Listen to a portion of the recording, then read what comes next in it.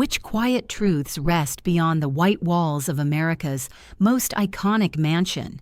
And what forgotten hands shaped its rise from swampy ground during the early years of a nation? Welcome to Historic Docs Archive.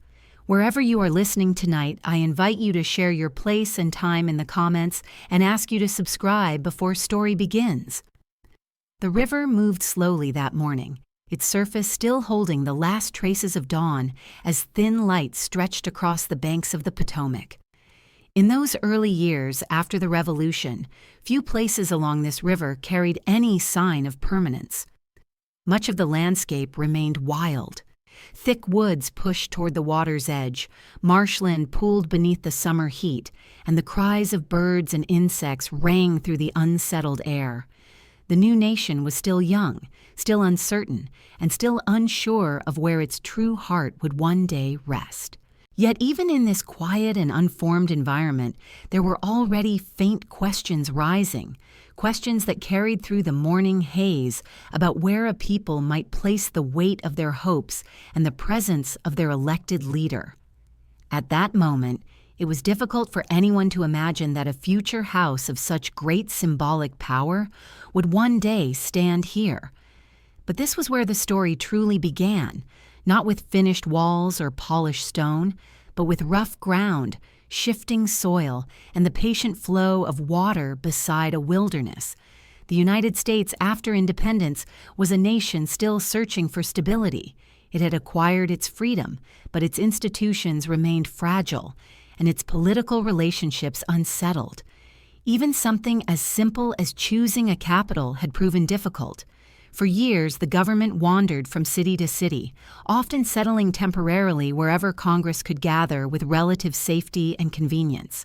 Stability required a fixed location, a place that could embody the unity the new republic needed. But every possible site raised disagreements. Northern leaders imagined the seat of power close to established cities, commerce, and population centers. Southern leaders insisted that true balance required something different, something that acknowledged their own interests and ensured that no single region dominated the new nation. These debates were not loud or dramatic in their early stages. Rather, they were slow and careful, shaped by quiet conversations in meeting rooms, letters carried across long distances, and men who understood how fragile the Union still was. When the issue threatened to divide the government irreparably, compromise became necessary. The eventual resolution placed the capital along the Potomac River, a choice meant to satisfy both sides. Northerners accepted a temporary placement of the capital in Philadelphia, while Southerners gained the promise of a permanent federal city on the banks of this southern-leaning waterway. But the land itself did not yet resemble a capital. It was still raw, humid, and thick with undergrowth. The decision was political. The transformation would be physical, gradual, and difficult. George Washington, the first president, took a personal interest in the selection of the site. He knew the river well and understood the landscape from his years living near Mount Vernon. To him, the location held potential, even if others saw only swamps and forests. Washington often rode through the unsettled terrain on horseback, studying the contours of the land and imagining a layout that could support broad avenues, open squares, and a residence for the president that would represent both dignity and restraint. These quiet rides revealed how deep his personal investment in the city's future truly was. He did not speak loudly about his hopes, but he observed carefully, taking note of elevated ground, the direction of breezes, and the proximity to waterways that might one day serve as transport routes. By the early 1790s, planning for the federal city had begun in earnest. Surveyors marked lines through thick vegetation, cutting paths that barely resembled roads. Workers cleared brush, felled trees, and dug trenches to define boundaries. The land resisted change. Summers were unbearably humid, winters harsh, and insects swarmed around anyone who labored in the fields. Yet the vision of the capital remained steady. This was not to be a city that grew gradually from a settlement or expanded outward from an existing town. It was to be built almost all at once, deliberately and with clear intention. That unusual approach created a strange mixture of emptiness and ambition. Wide spaces were marked for future buildings long before the buildings existed. Plans were drawn for grand structures even while the surrounding area still held the scent of damp earth. Among those early visions was the idea of a residence for the president. The house needed to express a new kind of leadership. It could not look like a palace, for the nation had just emerged from monarchy. It could not resemble a simple home, for it needed to host official gatherings and represent the dignity of the office. It had to balance strength and modesty, stateliness and accessibility. The challenge was unlike anything American builders had faced before. The country did not yet have an architectural identity, nor did it possess many professionals experienced in designing such prominent structures. Yet the commissioners responsible for overseeing the new Capitol pressed forward, confident that the right design could be found. In these early years, the landscape changed slightly but steadily. Where marsh once dominated, land was cleared for future streets. Where woods once stood, open spaces began to form. Yet much of the area remained unsettled. Travelers described Washington as little more than scattered clearings connected by rough paths. Some likened its appearance to a series of distant islands of development, each separated by stretches of wild vegetation. Still, there was a sense that something important was forming beneath the surface, a quiet momentum that would eventually give shape to the future government seat. Through all of this, the Potomac River remained a constant presence. Its waters reflected the shifting colors of the sky, from pale morning tones to the deeper shades of evening. The river carried slow, steady movement, both calming and indifferent to the human efforts unfolding nearby. Barges drifted along it, carrying timber and supplies. Surveyors paused to drink from its banks. And in the early hours of daybreak, mist rose gently above the surface, softening the outlines of the land around it. This river would one day frame the view from the president's house, but for now it remained untouched by that future, simply flowing with the patient certainty of nature. In these quiet surroundings, the earliest decisions about the president's house began to take shape. Lines were drawn on maps. Instructions were exchanged. Ideas moved from sketches to proposals. Even before a single stone was placed, the plan already carried the weight of expectation. The house was intended to become a foundation for a new system of leadership, a structure that would withstand changes in politics, personalities, and generations. The responsibility of choosing its design and its builder became a matter of national importance. But in these first moments of consideration, the land itself still held the louder presence. It offered open skies, rising morning heat, and the deep quiet of undeveloped ground. As workers continued clearing land and as planners refined their vision, the future remained uncertain. But momentum grew. The Capitol was no longer an idea alone. It was becoming a physical reality, small step by small step, with each marked tree and each measured line moving it forward. The president's house would soon emerge from these beginnings, but at this early stage, all that existed was the promise of a structure not yet seen and the landscape waiting to receive it. The river still moved slowly. Its rhythm remained unchanged as men argued, planned, and imagined what the federal city might one day become. It watched silently as the earliest markers of the future residents appeared on survey documents and in written instructions. Somewhere beyond the rising mist, a rectangular outline on paper waited to be translated into stone. And as the morning light shifted across the water, the questions surrounding this place gathered like faint whispers, asking how a house meant to represent a nation would rise from such humble, unsettled ground. That question lingered over the river long after the workers left for the day, carried gently by the quiet movement of the water. The soft movement of the river lingered in the early light, carrying its steady rhythm across the quiet land, as if time itself paused along the Potomac. That gentle sound seemed to echo through the wide open spaces, reminding anyone who listened that this place was still shaped more by nature than by the plans of men.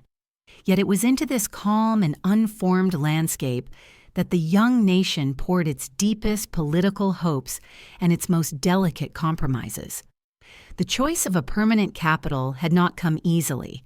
It had been debated, postponed, and argued over for years, becoming one of the early republic's most persistent sources of tension. As the river flowed untouched and indifferent, leaders in distant rooms weighed the future of a country still unsure of what it might become. The problem began soon after independence. With no palace, no established capital, and no long-standing seat of government, Congress moved frequently, settling temporarily wherever circumstances allowed. This wandering identity made governance difficult and symbolic stability nearly impossible. A capital needed to be chosen, but no region wished to surrender its influence. In the north, powerful commercial centers offered established cities with growing populations and developed infrastructure. In the south, leaders insisted that a truly national capital must not lean toward one region's interests. Both sides understood the importance of symbolism. They knew that wherever the new capital was placed, that location would gain prestige, economic activity, and political centrality. The stakes were high, and the divisions ran deeper than the simple matter of geography. As the nation sought its footing, disagreements over financial policy intensified. Northern states, burdened by wartime debt, pressed for federal assumption of state obligations. Southern states, having paid more of their own debts, opposed such measures. The conflict grew sharper until an unexpected bridge appeared between the disputes. In private conversations, leaders explored the possibility of pairing financial compromise with a decision about the capital. If the North gained support for a stronger federal financial structure, the South would gain assurance that the federal district would be located along a southern-leaning river. These quiet negotiations carried enormous weight, and they ultimately shaped the future of the entire country. The resulting agreement placed the capital on the Potomac River, near the dividing line between the northern and southern interests. It was a location that satisfied no one perfectly, but left both sides feeling that the balance of power could be maintained. This river, flowing gently through forests and wetlands, became the focus of national hope. And while the Potomac offered beauty and access to navigation, the surrounding land was largely undeveloped. Marshes stretched across low areas, summers brought heavy heat, and the landscape lacked roads, bridges, or structures of any permanence. Choosing this place as the federal district required imagination and a willingness to invest faith in the future. President George Washington took a leading role in shaping the capital's early plans. Riding on horseback through the uneven terrain, he studied the land with the familiarity of someone who had long lived near its shores. His vision for the city grew not from what he saw in the present, but from what he believed could be created with patience and determination. Washington imagined broad avenues crossing open greens, public spaces that reflected Republican ideals, and a residence for the president that conveyed dignity without excess. He understood that a capital could not be built simply with wood, stone, and labor. It had to be formed with ideals, balance, and symbolism. His steady presence in the early planning brought a sense of calm to those who doubted the choice. Surveyors began marking the land soon after. Their instruments traced the beginnings of future streets through forests still thick with undergrowth. Each measured line represented a small but necessary step toward transforming a remote riverbank into the heart of a nation. Workers cleared areas where public buildings would someday rise, though the landscape remained mostly untouched. The ground was soft in many places, and pools of standing water formed during heavy rains, making work slow and often unpleasant. Yet progress continued, guided by a plan that stretched beyond the immediate horizon. While debates in the distant northern cities had focused on established centers of industry and commerce, the Potomac offered something entirely different. It offered a blank canvas. This was a city that would not need to adapt to existing streets or modify older buildings. Instead, the planners could shape it according to principles of order, clarity, and national purpose. The President's House, the Capitol, and the avenues connecting them were conceived as essential parts of a unified vision. They would help define the structure of the government itself, giving physical form to ideas that had previously existed only in documents and discussions. Pierre-Charles L'Enfant, a French-born engineer and architect who had served in the Revolution, was selected to design the city. He, too, understood the importance of symbolism. His plan featured wide boulevards intersecting carefully organized grids, creating open spaces that allowed for public gatherings and ceremonial views. The location of the President's House on higher ground indicated thoughtful attention to both geography and representation. L'Enfant imagined a residence that would command a dignified presence without appearing royal or extravagant. The city itself was intended to reflect Republican values through order, openness, and balance. Yet while the plan was elegant, implementing it was difficult. Conflicts over land ownership and disagreements with commissioners eventually led to L'Enfant's dismissal. Still, many of his ideas remained foundational to the evolving layout. During these early years, much of the region still appeared as wilderness. Visitors described a landscape filled with marshes, forests, and patches of open ground where survey stakes marked future streets.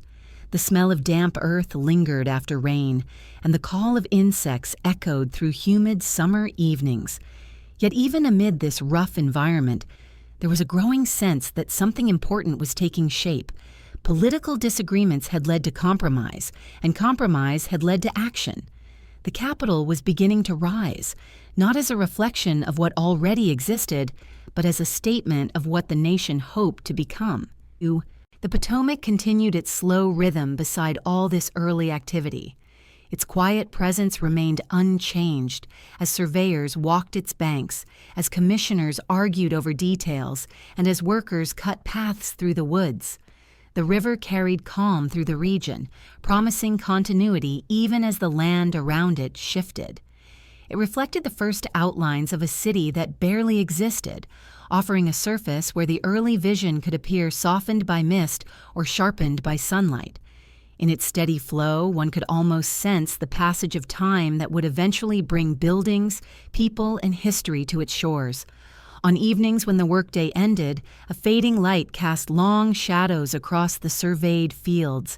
The outline of the city, still mostly theoretical, seemed to hover between imagination and reality. It was in these moments when the land quieted and only the river moved that the future capital felt most like a promise waiting to unfold. The choice of the site had been made. The political compromise had been accepted. And while the vision was still fragile, the slow transformation had begun. As the sun dropped beyond the distant hills, its final light touched the uneven ground where the President's House would eventually stand.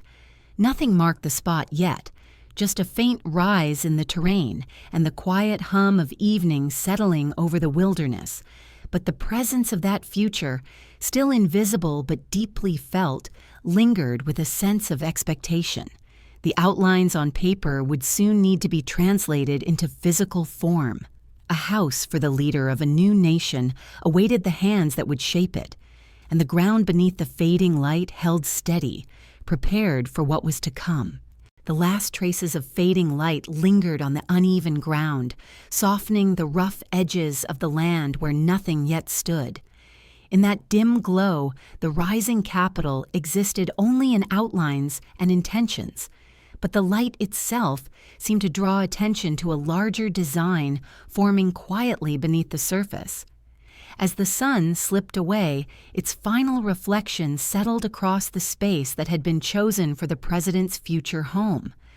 That evening light, gentle and fleeting, carried the weight of a question that hovered unspoken in the growing shadows. How does a nation begin to imagine its own heart before even a single wall has been raised? With the last warmth of the day retreating from the soil, the reality remained that everything still existed only on paper. Yet in those thin moments before dusk, surrendered to night, one could almost sense a quiet movement toward what would soon become one of the most carefully planned spaces in the young republic. It was during these early stages, when the capital existed more in the minds of planners than in the physical world, that Pierre-Charles L'Enfant's design began to guide the formation of the city. His plan, broad in vision and striking in clarity, offered something rare in the early history of the United States. It presented order in a landscape that had known only natural patterns. L'Enfant approached the land with the eye of a man trained in European design, drawing inspiration from grand cities shaped by measured lines and symbolic vistas. Yet he adapted these ideas to the principles of a young republic that sought to avoid the impression of monarchy. His design embraced openness, broad connections, and a sense of movement from one branch of government to another, suggesting harmony even when political life remained far from harmonious. The blank spaces on L'Enfant's map were especially notable. They were quiet but powerful, representing future structures that would one day define the nation's identity. Among these spaces was the rectangular outline reserved for the president's house. Even before the first foundation trench was dug, its place was fixed in the city's geometry. It sat on a slightly elevated rise, positioned carefully between the river and what would become the capital. L'Enfant understood that the physical location of each major building would shape the symbolic language of the government itself. The president's house, set apart yet connected by sweeping avenues, would be visible but not dominant, modest but not diminished. Its placement was a reflection of the balance the new nation hoped to achieve between executive authority and the broader structure of governance. In the evenings, after long days spent marking lines across the rugged terrain, surveyors and planners studied L'Enfant's drawings by candlelight. They traced the avenues he imagined, the radiating streets and the open spaces intended for public gathering. His map, with its carefully drawn shapes, represented a city that did not yet exist, a city that had to be coaxed from the tangled wilderness through persistent labor and faith in the future. The blank rectangle where the president's house would stand appeared unremarkable at first glance, but its central position spoke quietly of the building's intended role as both a home and a public institution. Over time, that blank space grew in significance. It became a point of focus for debates, decisions, and architectural competitions that would follow. As the work progressed, the tension between the grand plan and the practical challenges of the land became increasingly clear. The area around the site remained uneven, with pockets of marshland and heavy growth. The vision on the map seemed distant at times, especially during heavy rains that turned the paths into thick mud. Yet the sense of purpose did not fade. Even in the most difficult conditions, the planners and laborers held tightly to the belief that this city would one day serve as a lasting representation of the Republic's values. For many of them, the map was more than a guide. It was a quiet reminder of the promise they were helping to fulfill. L'Enfant himself had walked the land with determined steps, envisioning how each part of his plan would eventually take shape. He had strong ideas about how the president's house should relate to the surrounding streets, how the view toward the river should remain open, and how the building should stand in measured relationship to the capital. His passion for the project was clear in every detail he proposed. But the same intensity that fueled his vision also created friction with commissioners responsible for overseeing the construction. Disagreements grew sharper over time, especially when L'Enfant hesitated to compromise on matters he considered essential to the design's integrity. His departure from the project left a noticeable silence, but the basic structure of his plan remained. As the sun rose and set across those early months, the blank space on the map took on a deeper meaning. It became a symbol of the next great step in the city's development. Decisions about the building's design would soon be required. An architectural contest had already been announced, inviting individuals from across the nation to submit their vision for the president's house. This competition, both practical and symbolic, sought a design that could communicate the character of the government without reflecting the extravagance associated with European monarchies. The challenge was delicate. The house needed to convey authority but avoid grandiosity, provide space for state functions but preserve an atmosphere of domesticity. The selection of the right design was essential, for the building would become the most visible expression of the executive branch. During this period, commissioners reviewed proposals, studied plans, and quietly debated the qualities each entry offered. Some designs were elegant but impractical, others were too ornate, suggesting royal influence incompatible with Republican ideals. A few were too modest to carry the symbolic weight required. As the process unfolded, the blank space on L'Enfant's map remained unchanged, waiting for the selection that would give it meaning beyond its outline. With each passing week, the rectangle shifted from being a theoretical marker to a place of increasing anticipation. In the quiet hours of evening, when workers had left the fields and the sounds of labor faded into the distance, the ground reserved for the president's house appeared almost untouched. The tall grasses moved with the breeze, and the earth still held the marks of recent surveys. Yet beneath that simplicity, the site carried a sense of expectancy. The future house would need to stand firmly here, with foundations capable of supporting not only the physical structure, but also the symbolic importance placed upon it. The river beyond remained steady, reflecting the gradual darkening of the sky as night settled over the emerging capital. One could imagine, in those calm moments, the blank space on the map slowly gaining depth. The lines of the plain, once thin and abstract, would soon translate into trenches, stones, and rising walls. The decisions made in distant rooms, illuminated by flickering candlelight, would soon be felt in the turning of soil and the shaping of stone. The land, waiting patiently, seemed to breathe with the quiet promise of what was coming. A house meant for the highest office in the Republic was approaching the moment when its design would be chosen, and the empty rectangle on the map would begin its transformation into a structure of lasting significance. As the night finally overtook the last color in the sky, the outlines of the future faded back into darkness, but their presence remained unmistakable. The blank space on the map still held its place, quiet and resolute, ready for the next chapter in the long process of creation.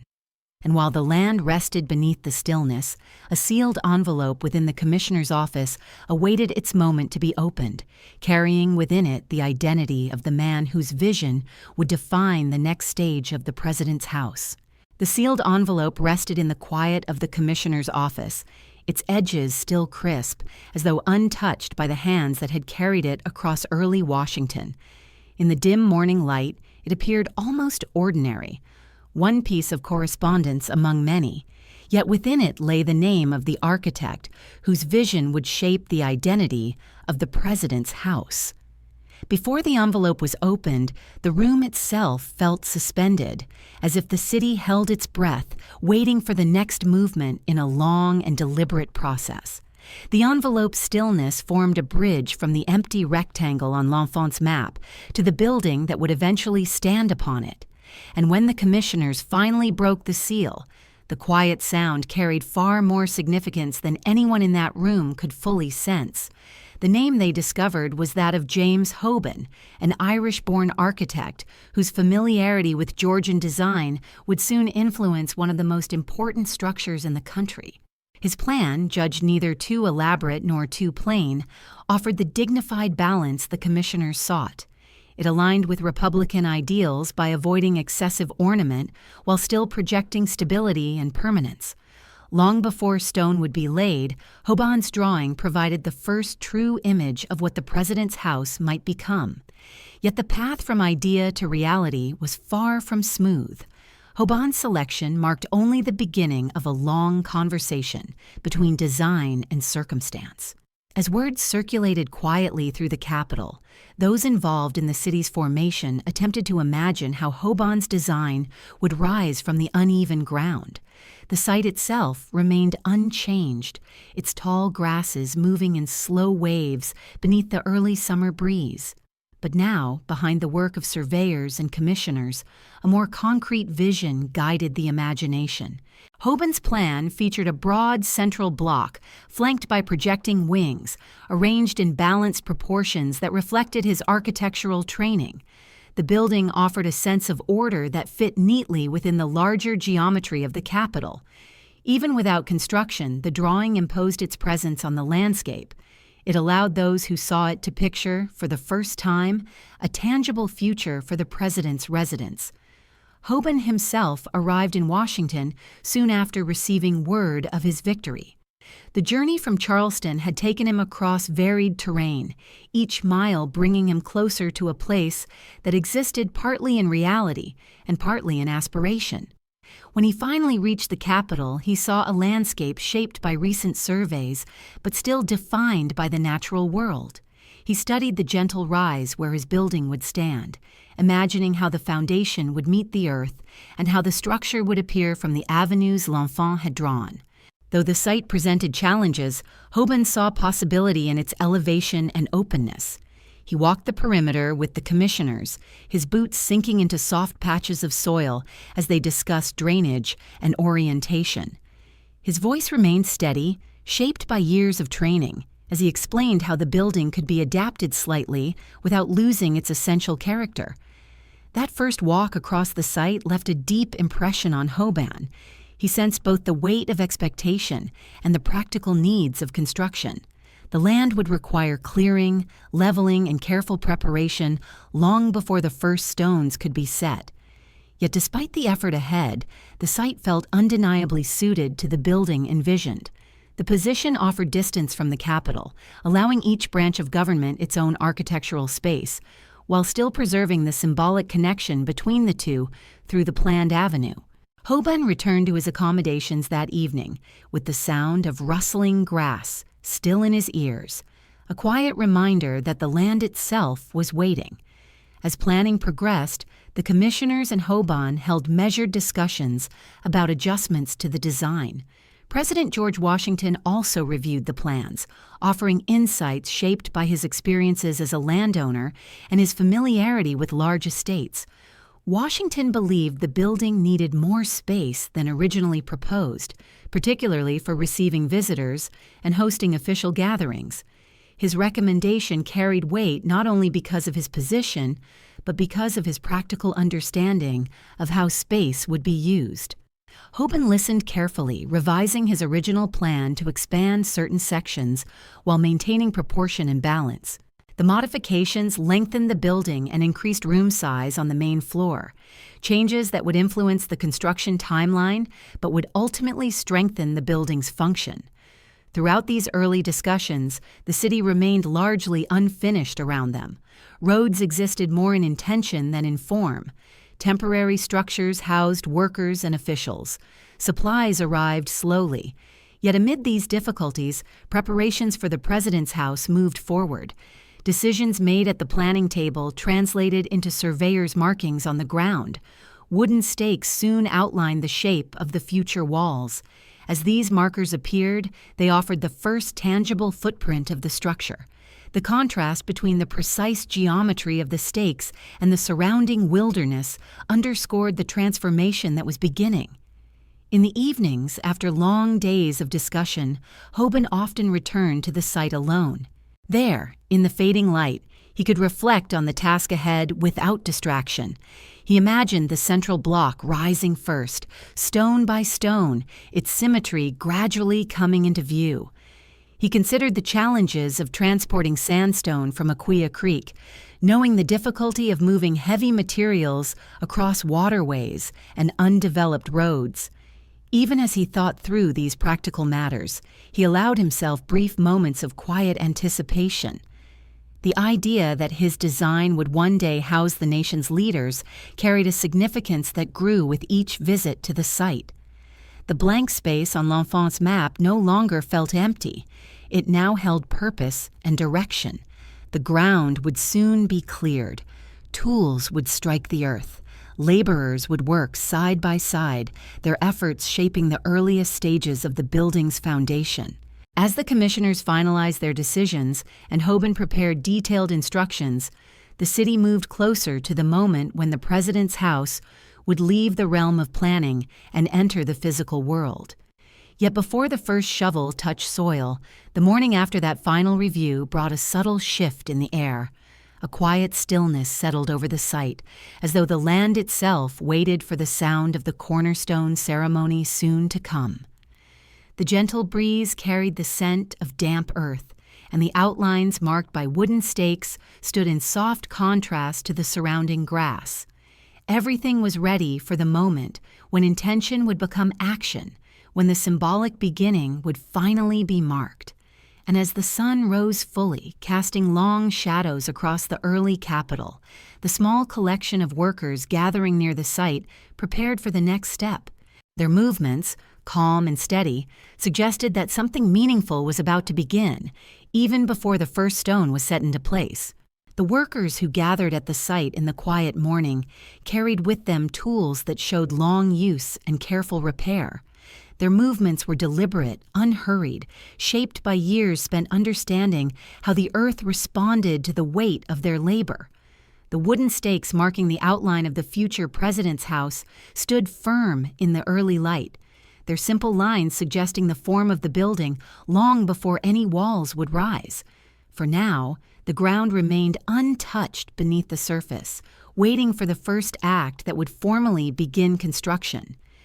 A sense of ceremony hung gently in the air, not loud or celebratory, but calm, as though the land itself expected the symbolic moment that would follow. That moment arrived on October 13th of the year 1792, when officials and workers gathered for the laying of the cornerstone. The event did not carry the grandeur that one might expect for the beginning of such an important structure. It was small, modest in scale, shaped more by necessity than by spectacle. The capital remained a place of limited resources, where practical matters often outweighed ceremony. Yet the cornerstone represented more than a simple stone placed into the ground. It marked the beginning of a building that would embody the nation's executive authority. Those present understood the meaning, even if the gathering appeared quiet and restrained. President George Washington attended the ceremony, his presence adding a solemn dignity to the proceedings. He observed the workers carefully, acknowledging their efforts with a steady nod. Washington had watched the development of the capital with close attention from the beginning, and this moment affirmed his belief in the decisions that had guided the city's formation. When the cornerstone was lowered into the earth with steady hands, the sound of shifting soil offered a quiet note in the still air. Those gathered stood respectfully, aware that the act they witnessed would echo across generations, even if its significance felt understated at the time. The exact location of the cornerstone would later become a matter of curiosity. As years passed, attempts to locate it during renovations and expansions would all lead to uncertainty. It seemed to disappear into the structure, hidden beneath layers of stone and time. But in this early moment, there was no confusion. The ground accepted the stone without hesitation, and the ceremony gave way to the more laborious work that would follow. As the officials stepped away, the workers remained, carrying tools that would soon shape the terrain into a foundation strong enough to support the great house. The preparation of the site demanded patience and strength. Trees had to be cleared with careful attention to roots that could disrupt the level ground. Uneven slopes required cutting and filling to create a stable surface.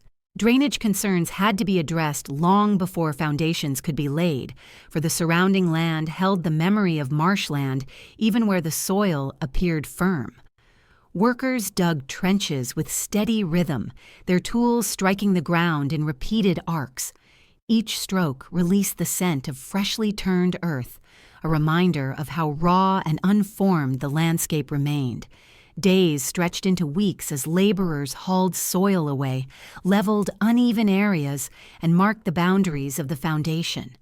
Hoban visited regularly, offering measured guidance and checking the alignment of the trenches. His calm presence reassured the workers that their efforts aligned with the intended design. He understood that the success of the entire structure depended on the accuracy of this foundational work. The president's house needed to withstand the weight of stone walls, wooden beams, and the many activities that would unfold within its rooms. Any mistake now would echo through the building's future. The arrival of the first loads of sandstone from Aquia Creek marked a significant transition. Transporting the stone required coordination that stretched far beyond the capital. Workers at the quarry carved the blocks from the earth with practiced skill, shaping them roughly before loading them onto barges. The journey along the water took time, and weather often slowed progress. When the barges finally reached the Potomac, workers guided them toward the wharves, where the heavy blocks were unloaded. The sight of these stones arriving at the construction site created a shift in atmosphere. The project no longer existed only in planning and preparation. The physical materials of the house were now present, waiting to be shaped into a structure of lasting importance. Stonecutters set up their stations near the site, their chisels striking the sandstone with steady rhythm. They worked patiently, turning rough blocks into smooth, precisely measured pieces. The sound of tools meeting stone filled the air each day, creating a constant reminder of progress. Workers moved the finished blocks toward the growing foundation, their movements deliberate and coordinated. The physical effort required to lift and guide each stone into place demanded both strength and teamwork. With each block positioned and mortared into the trench, the shape of the foundation became clearer. Early winter brought colder winds, but the work continued. Fires burned near work areas to warm hands stiffened by the cold. The sky often shifted between gray and pale blue, offering little warmth as workers pressed on. Their breath formed small clouds in the morning air, merging with the faint mist rising from the river. Yet despite the conditions, the foundation grew steadily. Hoban inspected each section as it rose, ensuring that the alignment remained true and that the mortar set properly. His satisfaction grew as the outline of the building became visible not only on the ground, but in the emerging walls that hinted at the structure's future form. As the foundation neared completion, the land around the site began to take on a different character. Paths formed naturally where workers walked each day. The ground, once covered in tall grass, now bore the marks of carts carrying stone and supplies. The transformation was subtle, yet unmistakable. The president's house no longer existed only in maps and drawings. Its presence could now be felt in the rising structure that stood firmly against the wind, anchored in the earth that had been shaped with such care. And on one quiet afternoon, as the light faded across the foundation walls, a single sound carried across the site. It was the faint but distinct echo of a hammer striking wood, marking the beginning of the next phase in the building's creation. The faint echo of the hammer striking wood lingered in the cooling air, a small but unmistakable signal that the work was shifting from the earth to the rising structure above it.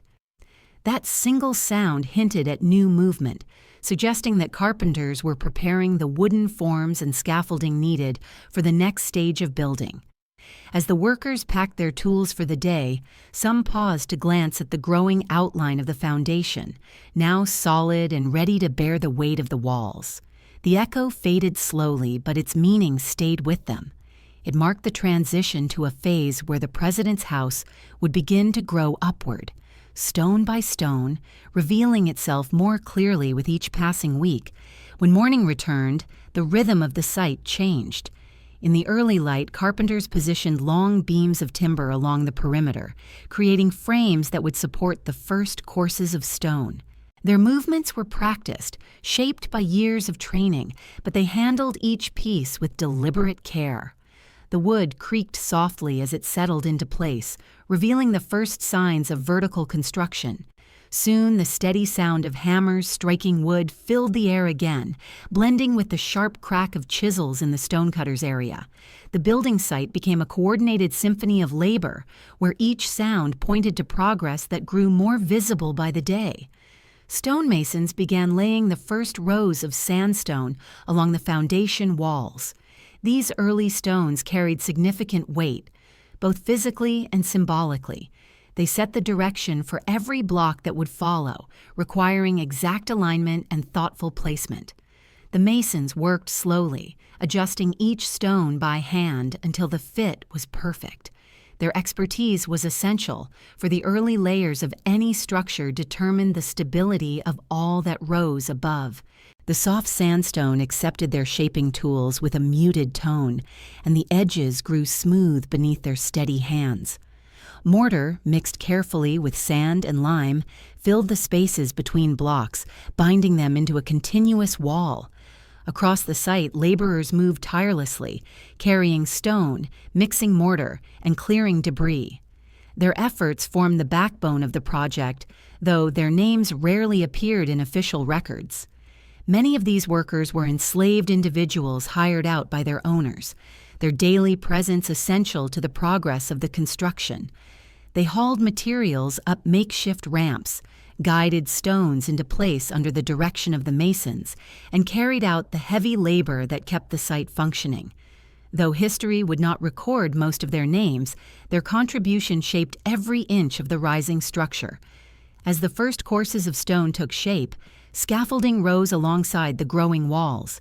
Constructed from timber cut nearby, the scaffolds allowed workers to climb higher while maintaining stability. The wooden platforms creaked under the weight of men and tools as the walls gradually lifted above the height of the surrounding grass. Visitors to the area began to recognize the emerging form of the building from a distance. Even in this early stage, the symmetry of Hoban's design showed through. Each new row of stone added definition to the shape that had previously existed only on paper. The weather played a constant role in shaping the pace of construction. Dry days allowed work to continue steadily, but sudden rainstorms forced masons to cover unfinished sections to protect fresh mortar from washing out. During hot summer afternoons, workers paused at intervals to rest and drink water drawn from nearby wells. The sun beat down on the pale sandstone, reflecting heat back toward the workers who labored on the walls. Yet progress continued. The walls climbed higher with each passing week, guided by plumb lines and level stones. As the structure grew, the contrast between the rising walls and the undeveloped land around them became more pronounced. Fields of grass stretched out in every direction, broken only by the slow formation of roads and the scattered presence of temporary buildings. The president's house stood at the edge of a landscape, still finding its shape. In the evenings, when the workers departed and the site fell silent, the unfinished walls cast long shadows across the open ground. The soft sandstone glowed in the fading light, reflecting the colors of the sunset in warm hues. The atmosphere of the site shifted as more workers arrived, each skilled in a different craft. Carpenters, masons, stonecutters, and laborers navigated the growing maze of scaffolding with calm familiarity. Their combined efforts formed a rhythm that carried the project forward. The early stages of any construction required patience, but now the building's height increased visibly, allowing even distant observers to recognize the developing shape of the house. Hoban inspected the site frequently, walking along the rising walls with careful steps. He observed each detail, noting where adjustments were needed and offering guidance to the workers. His presence served as a steadying force, providing reassurance that each decision aligned with the larger vision. He understood that the president's house was more than a building. It represented the nation's aspirations, and its structure needed to reflect both dignity and restraint. As he walked the site, he often paused to imagine the finished rooms, the flow of light through tall windows, and the sense of order conveyed by the building's balanced proportions. The work continued as seasons turned. By the following spring, the walls had risen enough to offer shelter from the wind, and the sound of chisels striking stone echoed across the Capitol with regularity. Birds perched on the scaffolding in the morning light, undisturbed by the activity below. The workers moved with a sense of quiet determination, their hands shaping the building one stone at a time. On one particularly calm afternoon, as the sun lowered over the river, a new sound emerged near the rising structure. It was the creaking of a large wooden crane, assembled for lifting heavier stones to the upper walls. The crane towered above the workers, a symbol of the increasing height of the project. Its slow rotation cast a wide shadow on the ground, marking the next stage in the creation of the president's house, and signaling the steady rise toward the roof that would soon follow. The tall wooden crane, with its rope stretched taut and its beams weathered from earlier use on other structures in the young Capitol, stood quietly for a moment before the workers set it into motion. Its slow creaking seemed almost cautious, as though testing the weight of responsibility it now carried. When the first heavy sandstone block rose steadily from the ground, lifted by the strength of hands pulling in measured rhythm, the crane marked a turning point for the construction of the president's house. The workers around it paused briefly to watch the stone ascend, knowing that each lift would bring the walls closer to their intended height. As the crane swung gently toward the growing structure, its shadow moved across the ground with deliberate grace, signaling the beginning of a more complex phase in the creation of the building. Throughout the following days, the crane became the center of activity on the site. Workers guided each suspended block with open palms, using steady pressure to position the stone against the rising walls. The masons then stepped in, adjusting the placement until the fit was exact. Each stone, once set, became another part of the building's permanent form. The pace of work was steady rather than hurried, shaped by the understanding that haste could compromise the structure. The crane groaned under the weight of each block, the rope fibers stretching slightly before holding firm. Its movement created a rhythm distinct from the crack of chisels or the soft thud of mortar being spread, a rhythm that carried across the site like a quiet heartbeat. With the arrival of this new stage, the atmosphere around the construction changed once more. The workers now labored at greater heights, climbing the scaffolding with care and moving along wooden planks that shifted slightly beneath their feet. The height provided them with a new vantage point over the surrounding land. From the upper scaffold platforms, they could see the slow spread of the Capitol beyond the immediate site, the outlines of future roads, the distant shape of the Capitol rising on its hill, and the broad sweep of the Potomac all became part of their daily view. The house they were building no longer felt isolated. It now formed one piece in the larger pattern of the developing city. The summer sun returned as the work continued, casting sharp light across the pale sandstone. The heat of the day made the stone warm to the touch, and workers paused frequently to wipe sweat from their brows. The cranes, ropes, and wooden supports creaked and swayed gently under the movement of the men who balanced their tools with practiced confidence. Water barrels stood at the edges of the site, offering brief relief for those who stopped to drink. The warm air carried the scent of sawdust from the carpenters' workstations, where wooden frames, door supports, and window structures were being shaped for later installation. Hoban moved carefully through these raised walkways, pausing often to consider the emerging form of the building. From this height, he could see the proportions taking shape exactly as he had planned. The balance between wings, the alignment of windows, and the smooth progression of stone courses confirmed his belief that the building would convey dignity without excess. His presence reassured the workers. Though he rarely raised his voice, his quiet observations helped maintain the precision required. When he paused at a high corner of the scaffolding and looked across the unfinished walls, he sometimes allowed himself a moment of reflection. The structure rising beneath him would one day hold conversations, decisions, and events that would shape the entire nation. While much of the focus rested on the stone walls, work within the interior spaces began to take form as well. Carpenters measured and marked the locations where beams would span rooms, supporting floors that would later be walked by presidents, visiting dignitaries, and household staff. The spaces remained open to the sky for now, but the outlines of the rooms were increasingly visible. The central hall, with its wider dimensions, offered a clear sense of how movement through the building would feel. Narrower side rooms hinted at the more private functions to come. Every board placed, every measurement taken, contributed to the gradual emergence of a home that would carry both domestic and official duties. The workers' shared effort created a sense of quiet unity, though their lives differed widely. Enslaved laborers worked alongside free laborers and skilled craftsmen from various backgrounds.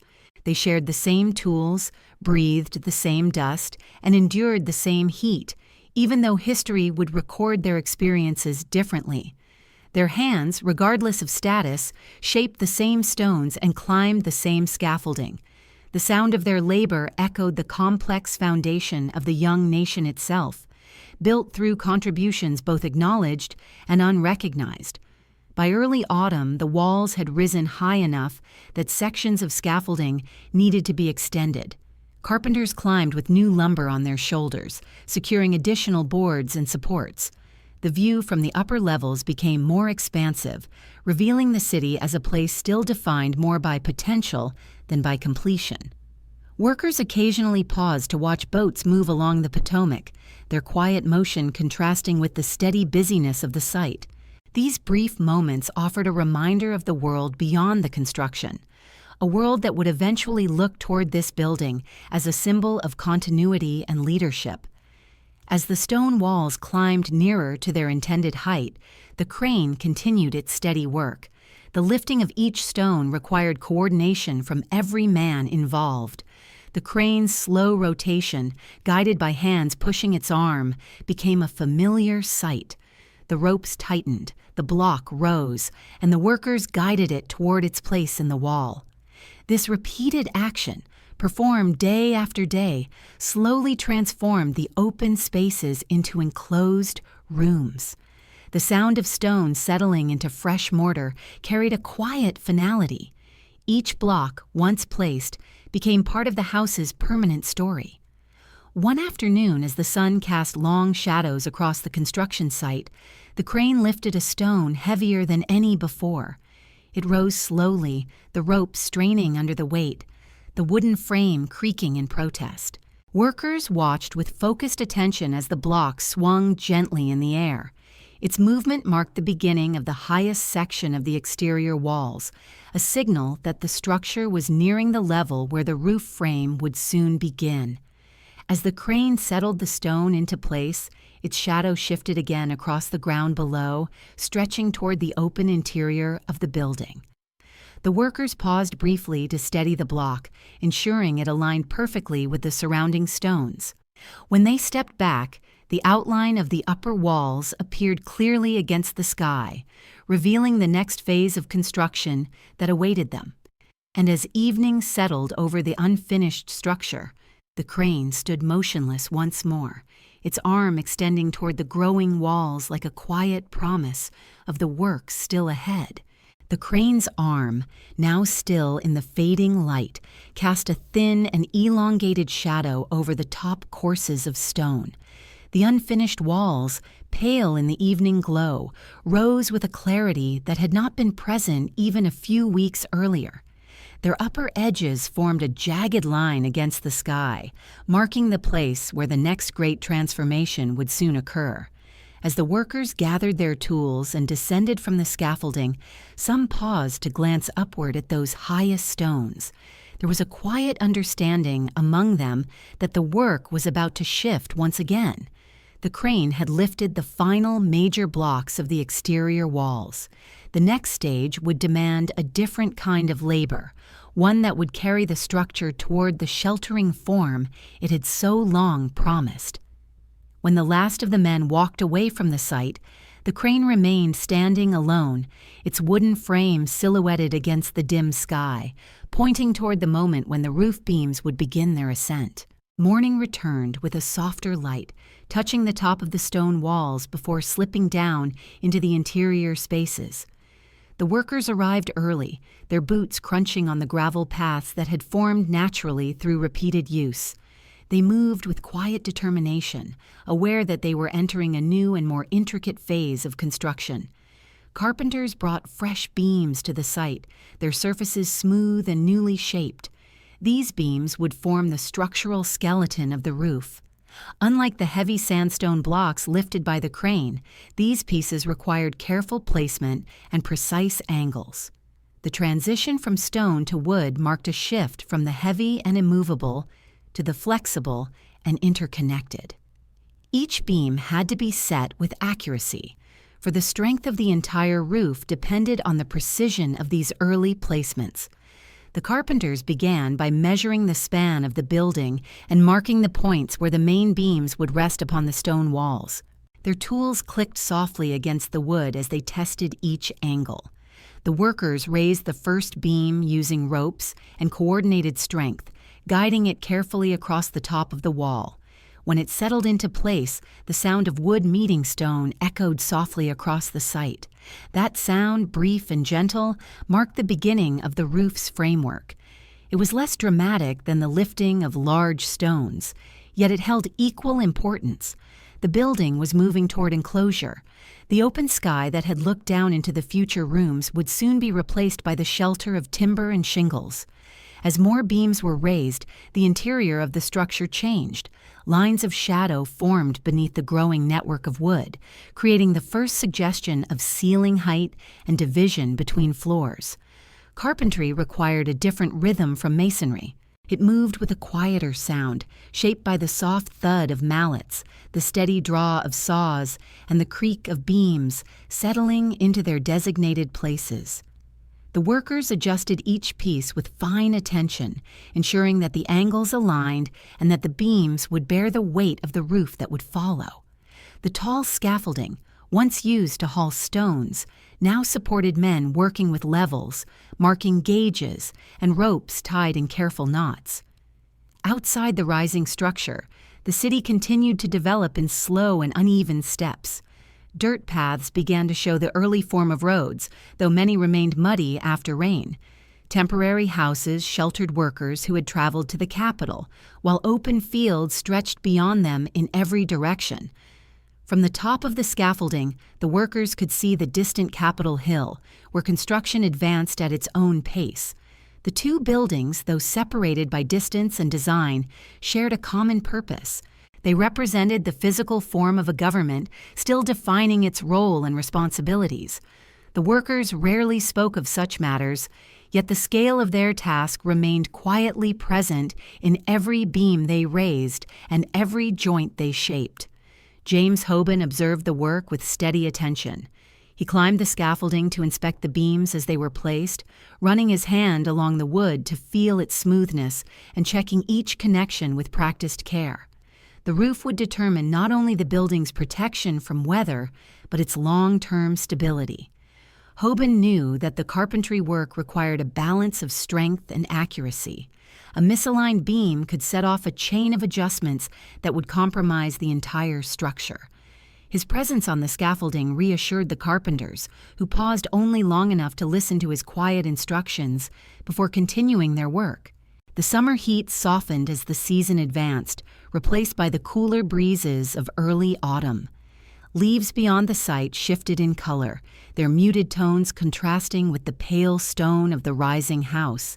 As the carpenters secured the main beams, additional rafters were lifted into place, creating a repeating pattern of angled wood that stretched across the length of the building. The space beneath them began to take the shape of rooms that would soon offer shelter and purpose. Where earlier phases of construction had required brute strength, this stage demanded balance, coordination, and an understanding of how wood moved under changing temperatures and moisture. Below the rising roof frame, other workers continued shaping the building's interior. They installed wooden supports for future floors, ensuring that each level would be strong enough to carry the weight of furniture, gatherings, and daily life. The central hall, which would one day serve as a space for official receptions, began to reveal its height and breadth. Even in its incomplete form, the hall suggested a quiet dignity. Sunlight filtered through the open windows, illuminating the unfinished wood in soft tones. The air inside carried the scent of freshly cut timber, a clean and calming reminder of the building's slow and steady progress. The height of the roof frame allowed workers to see far beyond the Capitol. Some paused briefly to look toward the Potomac, where the river glimmered in the afternoon light. Boats moved quietly along its surface, their shapes small from the elevated vantage point. The landscape, still marked by forests and open land, offered little indication of the city it would one day support. Yet the men working atop the unfinished house understood that their efforts were shaping the first permanent structures of the new nation. The roof beams they placed would shelter not only one president, but generations of leaders who would follow. As the days passed, the roof frame extended across the entire building. Its repeating pattern of angled wood cast long shadows across the interior, creating a gentle interplay of light and shade. Workers began preparing for the placement of the sheathing boards that would cover the rafters, forming the first solid barrier against the weather. The sound of hammers striking nails replaced the earlier notes of chisels striking stone. Every day brought the building closer to its intended form. One evening, as the last workers descended the scaffolding and the shadows grew long, a faint tapping continued on the upper beams. A single carpenter remained, measuring the alignment of the final rafters. The sound of his hammer carried softly across the quiet site, marking the close of another day. When he finally paused and set down his tool, the nearly complete roof frame stood outlined against the dimming sky, its silhouette forming a quiet promise that the next stage of the house's life was approaching. And as the last light faded, the unfinished roof waited patiently for the sound of wooden boards that would soon begin to cover its frame. The unfinished roof frame, resting in the hush of early evening, held its place against the darkening sky like a quiet skeleton of the home yet to come. Each beam and rafter, carefully measured and set, waited for the next layer that would turn the open structure into a shelter. As the final traces of daylight slipped behind the trees, the carpenter's boards remained stacked neatly at the edge of the site, their smooth surfaces catching the last faint glow. The building below them stood still and calm, its stone walls cool to the touch, its interior filled with the lingering scent of cut timber. Though the day had ended, the promise of the next morning's progress rested gently in the air, carried forward by the memory of the soft tapping that had marked the closing of the previous day. When dawn returned, it brought with it a cool breeze that rustled through the surrounding grass. The workers arrived steadily, their footsteps forming a soft rhythm against the hardening ground. They paused briefly to study the rising roof frame, recognizing that the next stage of work would change the structure in a visible and lasting way. The sheathing boards stacked neatly the night before would soon begin forming the outer skin of the roof. This step required speed, care, and coordination, for weather could interrupt the process at any time. The carpenters climbed the scaffolding with purpose, their tools hanging from belts worn smooth by years of use. As they reached the upper beams, the light touched the edges of the boards they carried, revealing the fine grain of the wood. The first board was placed with deliberate care. 2 carpenters held it steady while a third positioned nails along its length. When the hammer struck, the sharp sound echoed across the site, marking the beginning of a new rhythm. The board settled against the rafters with a firm and confident tone. The next board followed, and then another. Soon the sound of hammering created a steady pattern, overlapping with the gentle creak of the scaffolding. Board after board rose into place, forming a surface that gradually covered the open framework. With each addition, the roof became more defined, shifting from a geometric outline to a true protective layer. The workers moved with practiced coordination. One measured and cut the boards, another carried them up the scaffolding, and others nailed them into place. The repetition of their movements brought a quiet efficiency to the site. Even as the sun climbed higher, warming the timber and casting sharper shadows across the interior below, their work continued at an even pace. Occasionally, a carpenter paused to adjust a misaligned board or smooth a rough edge. These small corrections ensured that the roof would remain strong through the seasons ahead, resisting rain, wind, and the long heat of summer. From the ground, the building began to look more complete. The rising angle of the roof formed a graceful line against the sky, giving the president's house its first hint of recognizable silhouette. Visitors to the Capitol who wandered near the construction site noted the progress with quiet interest. Some saw in the rising house a sign of the government's growing permanence.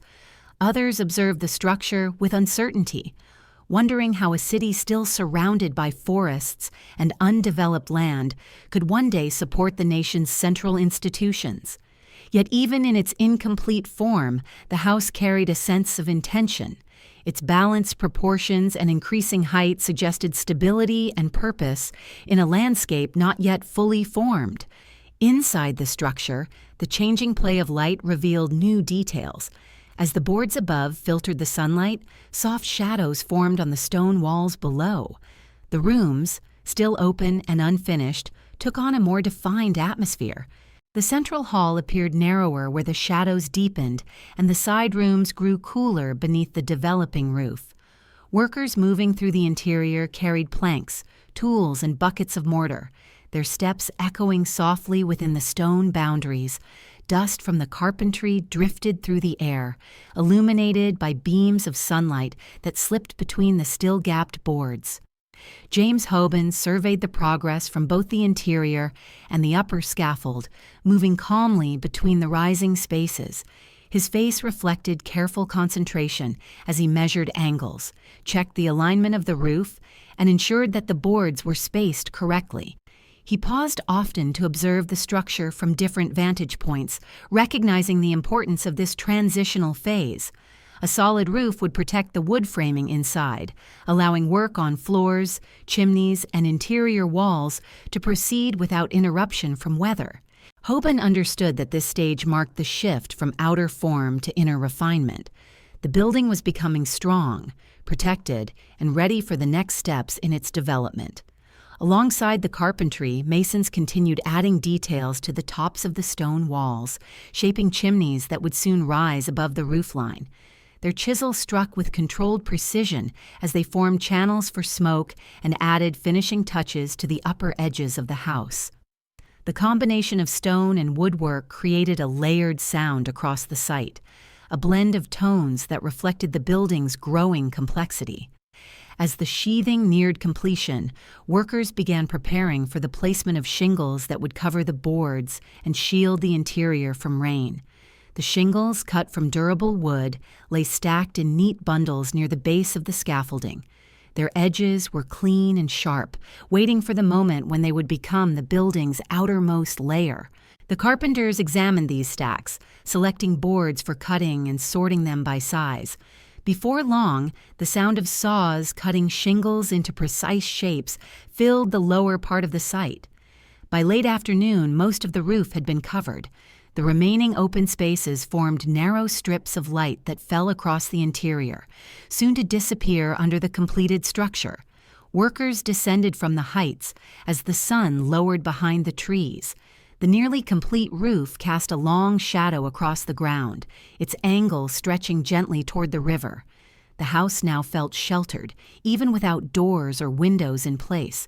The stone walls and wooden beams formed a unified structure, strong and steady against the evening sky.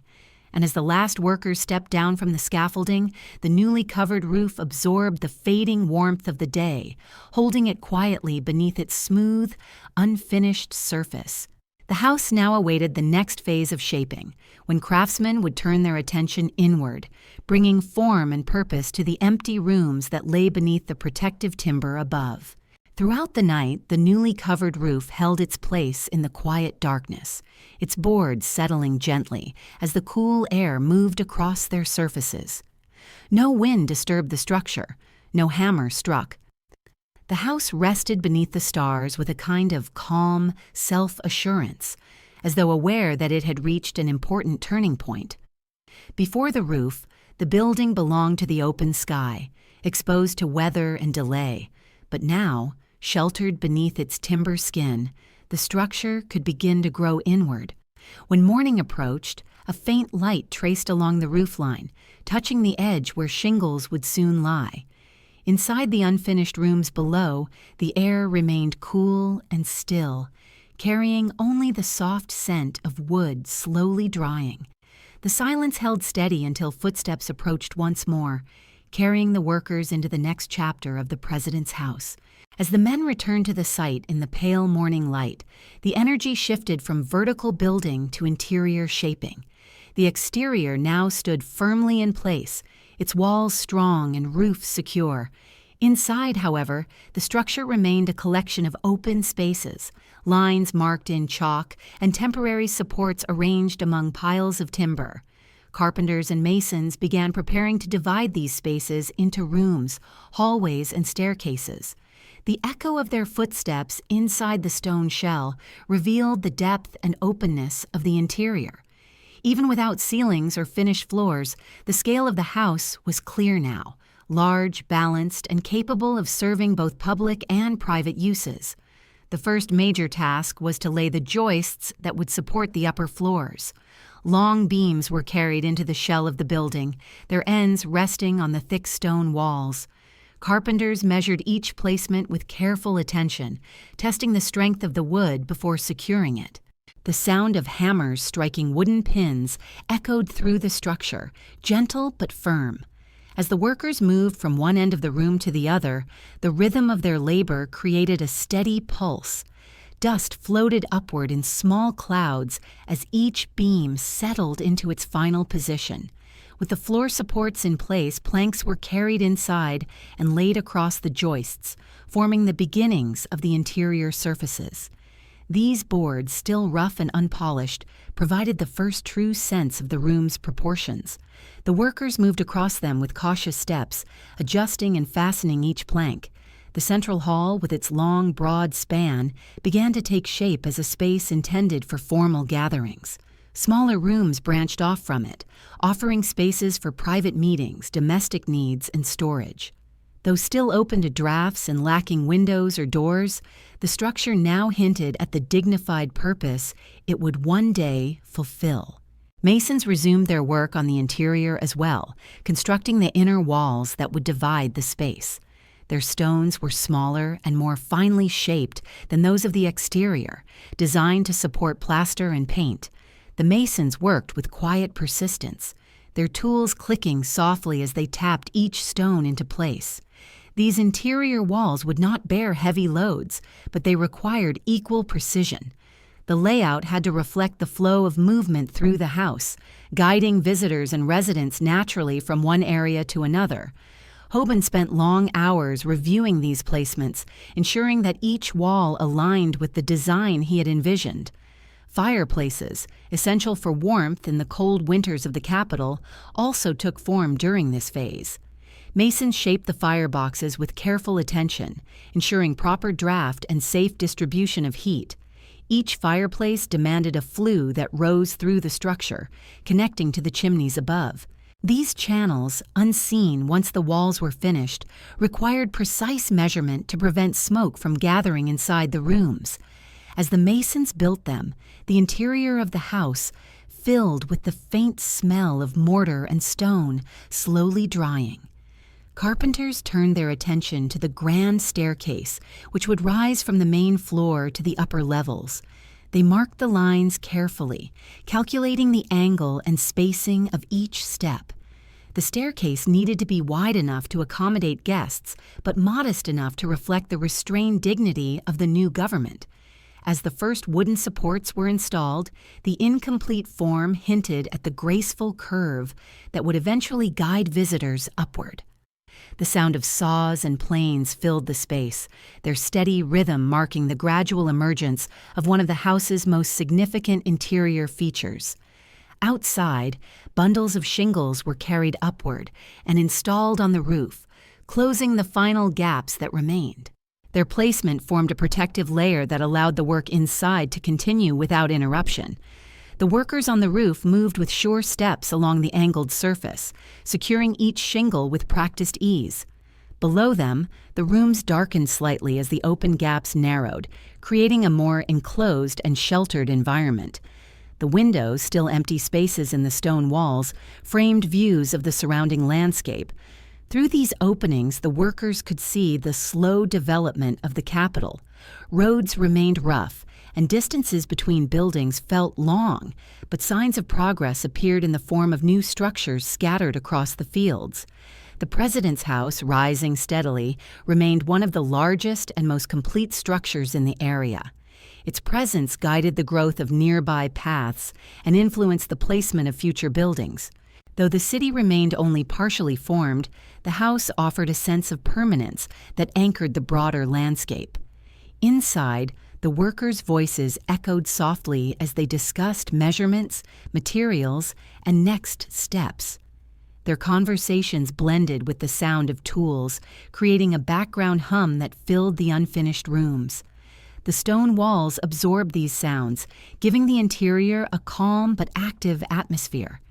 As the day progressed, shafts of light moved slowly across the partially finished floors, marking time as clearly as any clock.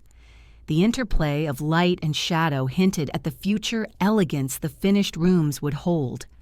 James Hoban observed the progress with the same patient confidence that had guided him from the earliest stages of the project. He walked from room to room, imagining the furnishings that would one day fill the space, the footsteps of officials and guests, and the steady rhythm of daily life. Though the building remained unpainted and unadorned, Hoban could see its future clearly. He imagined dinners held in the large dining room, quiet conversations in smaller parlors, and formal receptions in the central hall. The house's role as both residence and public building shaped every decision he made during these interior stages. As the workers prepared to leave for the day, long shadows stretched across the newly laid floorboards. The air cooled quickly inside the open structure, carrying with it the faint scent of curing mortar and fresh-cut wood. The interior, now more defined than ever, felt closer to becoming a true home. The rooms, once empty outlines drawn on paper, now offered space that could be walked, measured, and understood.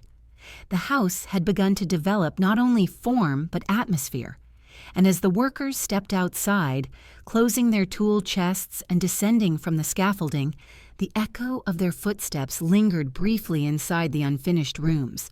The house, now protected beneath its roof, waited quietly for the next layer of work that would bring it closer to completion, when windows, doors, and fine details would give the structure its lasting character. Through the night, the quiet structure rested beneath its new roof, its interior floors and rising walls absorbing the coolness that drifted through the window openings. The last echoes of footsteps from the workers had long faded, leaving the rooms in stillness. Even unfinished, the house seemed to gather a sense of inwardness it had not known before. The silence now held depth, shaped by the presence of defined spaces and the faint scent of drying mortar. When the morning light returned, it filtered gently through the open window frames, catching the edges of the fresh floorboards and casting soft lines across the stone. This light, entering at a low angle, revealed the next area that would soon require attention, the empty windows that opened the house to every shift of wind and weather. As the workers arrived and prepared their tools, Hoban turned his attention fully to the windows and doors, elements that would transform the house from a sheltering shell into a functioning residence. The openings cut into the stone walls stood without frames or glass, their edges still rough from earlier work. Carpenters measured each one with practiced exactness, noting the height and width of the spaces and marking the wood that would be shaped into frames. The sound of saws, already familiar on the site, returned in a steady rhythm. The workers cut long strips of wood, smoothing them with planes until the surfaces felt even beneath their hands. These frames needed to be strong enough to hold glass, yet fine enough to sit neatly within the stone walls. The installation of the first window frame changed the interior immediately. As it settled into place, fitted carefully against the stone, it created a sense of enclosure that had not been present before. The room felt more defined, more complete. Workers moved from opening to opening, lifting each frame with care and adjusting it until it sat firmly. The sound of wooden pegs being driven into place echoed softly through the house, a contrast to the sharper tones of earlier construction. When the frames were complete, the workers began preparing to install the glass panes. Glass was both delicate and costly, transported with great care to prevent breakage. The panes, arranged in wooden crates, reflected the morning light as the workers lifted them from their packing. They handled each piece gently, mindful of its brittleness. The glassmakers who produced these panes had shaped them through methods passed down for generations, creating surfaces that were sometimes slightly uneven, offering a soft distortion that would later become characteristic of the early windows. The carpenters held the panes against the frames, securing them with thin strips of wood and small nails. When the first finished window caught the light fully, the inside of the room brightened in a new way, the glass filtering sunlight with a delicate, almost shimmering quality. Doors, too, began taking shape. Carpenters selected sturdy boards, joining them with dowels and glue, then smoothing the surfaces with long strokes of their planes. The main entry doors required special attention. They would serve not only as functional barriers, but as symbols of welcome and dignity. Hoban spent considerable time reviewing their design, aiming for a restrained elegance that reflected the new nation's values. The workers carved simple but refined details into the panels, creating a pattern that would catch the eye without overwhelming the structure. When the first door was lifted onto its hinges, the sound of the metal fitting into place reverberated through the hall, marking the moment when the house became something more than an open structure. Inside, plasterers began preparing the walls for finishing. Though still rough from the mason's work, the interior stones would soon be covered with layers of plaster to create smooth surfaces. The plasterers mixed lime, sand, and water into a thick, workable material. Their buckets clinked softly as they carried the mixture to each room.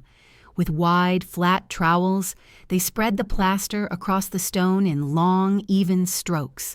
The material adhered with a faint scraping sound, filling gaps and creating a uniform texture. As the plaster dried, it changed color from a wet gray to a soft, pale tone that brightened the interior. The scent of the drying material mingled with the lingering smell of wood, giving the rooms a distinct atmosphere of new construction. In the larger spaces, such as the central hall and dining room, the plasterers worked in teams to maintain a steady pace.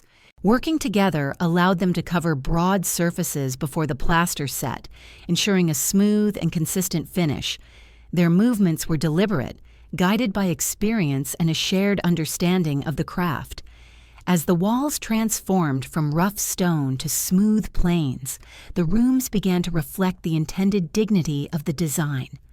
Light moved across these new surfaces, revealing subtle variations and casting soft shadows that suggested the future refinement of paint and decoration.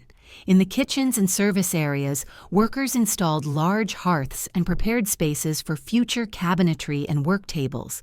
These rooms required practical arrangements designed to support daily domestic activity.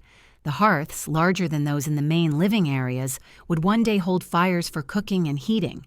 Though still bare and without the tools or furnishings that would later define their use, these rooms began to show their purpose. The sound of fire brick being set into place, the shaping of chimney channels, and the reinforcement of floors all indicated the shift toward more specialized spaces within the house. Upstairs, carpenters installed floorboards across the joists, securing each plank with nails driven in rhythmic patterns. The floors creaked slightly underfoot, adjusting to the weight of the workers.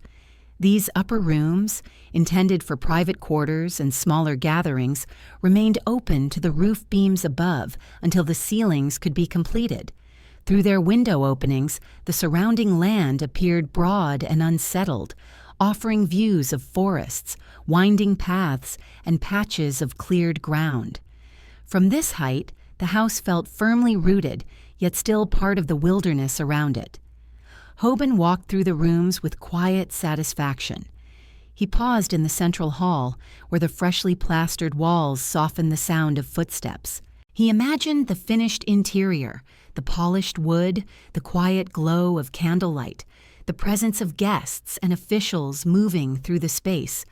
Yet for now, the house remained in its in-between state, solid, enclosed, and silently preparing for the next layers that would shape its final character.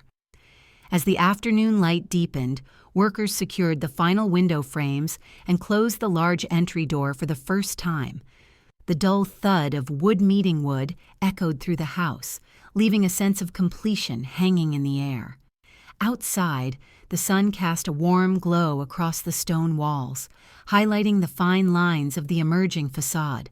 And as evening returned, the newly framed windows caught the fading light, reflecting it gently across the interior rooms, quietly marking the moment when the house, now enclosed and taking shape within, was ready to receive its next stage of refinement. Through the night, the newly framed windows held the dim reflections of moonlight, their uneven glass softening the brightness into gentle distortions. The stone walls, now enclosed by doors and sheltered beneath the roof, absorbed the cool air that drifted quietly through the unfinished rooms. Inside, the house rested in a deeper stillness than ever before. The sounds of the outside world reached only faintly through the wooden frames, carrying the distant rustle of trees and the muted call of night insects. With each passing hour, the interior seemed to settle further into its form, preparing for the next stage in its transformation. And when the first pale light of morning moved across the window panes, it revealed a space ready for the slow and delicate work that would bring warmth, color, and refinement to the bare surfaces. The workers arrived early once more, their footsteps echoing softly through the main hall as they stepped inside. Now that the rooms were enclosed, the interior held sound differently, less scattered, more contained. Voices lingered longer in the air, and even small movements carried a faint resonance. Hoban gathered with several craftsmen near the staircase to discuss the next series of tasks, finishing the plaster, installing the interior trim, shaping the mantelpieces, and preparing the house for the adornments that would define its character. This stage required precision, not in structure, but in finish. It was work meant to shape the appearance, to soften rough edges, and to bring harmony to the rooms. Plasterers resumed their careful work, adding a second and sometimes third coat to the walls. The earlier layer, once dry, had formed a rough surface that now needed smoothing. With long strokes of their trowels, the workers applied the finer mixture, creating a surface that felt cool and even beneath their fingertips. In the larger rooms, the plaster dried slowly, revealing a soft matte finish. The workers tested each section with gentle pressure, checking for imperfections before moving on. The pale walls, unpainted and plain, brightened the interior, catching available light and spreading it evenly across the room. Even in this unadorned state, the spaces felt more complete than before. Carpenters turned their attention to the trim that would line the walls, doors, and windows. The molding, cut from sturdy timber, was shaped on-site using planes and carving tools. Each piece required careful attention to detail, for the trim would hide joints, soften transitions, and provide a sense of refinement appropriate to the residence of the nation's leader. In the central hall, the carpenters measured and cut the long lengths of wooden molding that would frame the doors. The sound of their tools, steady, scraping, rhythmic, added a subtle warmth to the interior atmosphere. As they secured the trim along the edges, the rooms gained a sense of depth and subtle ornamentation. Mantelpieces, another essential feature, also began to take form. Built from fine wood and shaped with careful craftsmanship, they reflected Hoban's vision of modest but dignified design. Each mantelpiece featured restrained detailing, gentle curves, symmetrical lines, and subtle flourishes that echoed classical influences without dominating the space. Workers installed them above the fireplaces with measured precision, ensuring alignment with the central axis of the walls. Once set in place, the mantelpieces offered a focal point for each room, anchoring the spaces that would one day host quiet family evenings, thoughtful discussions, or formal gatherings. In the service rooms and kitchens, the work remained more practical. Carpenters built sturdy shelves, work tables, and storage areas designed for durability rather than elegance. The large hearths, completed earlier, were now fitted with iron supports and hooks that would hold pots and kettles.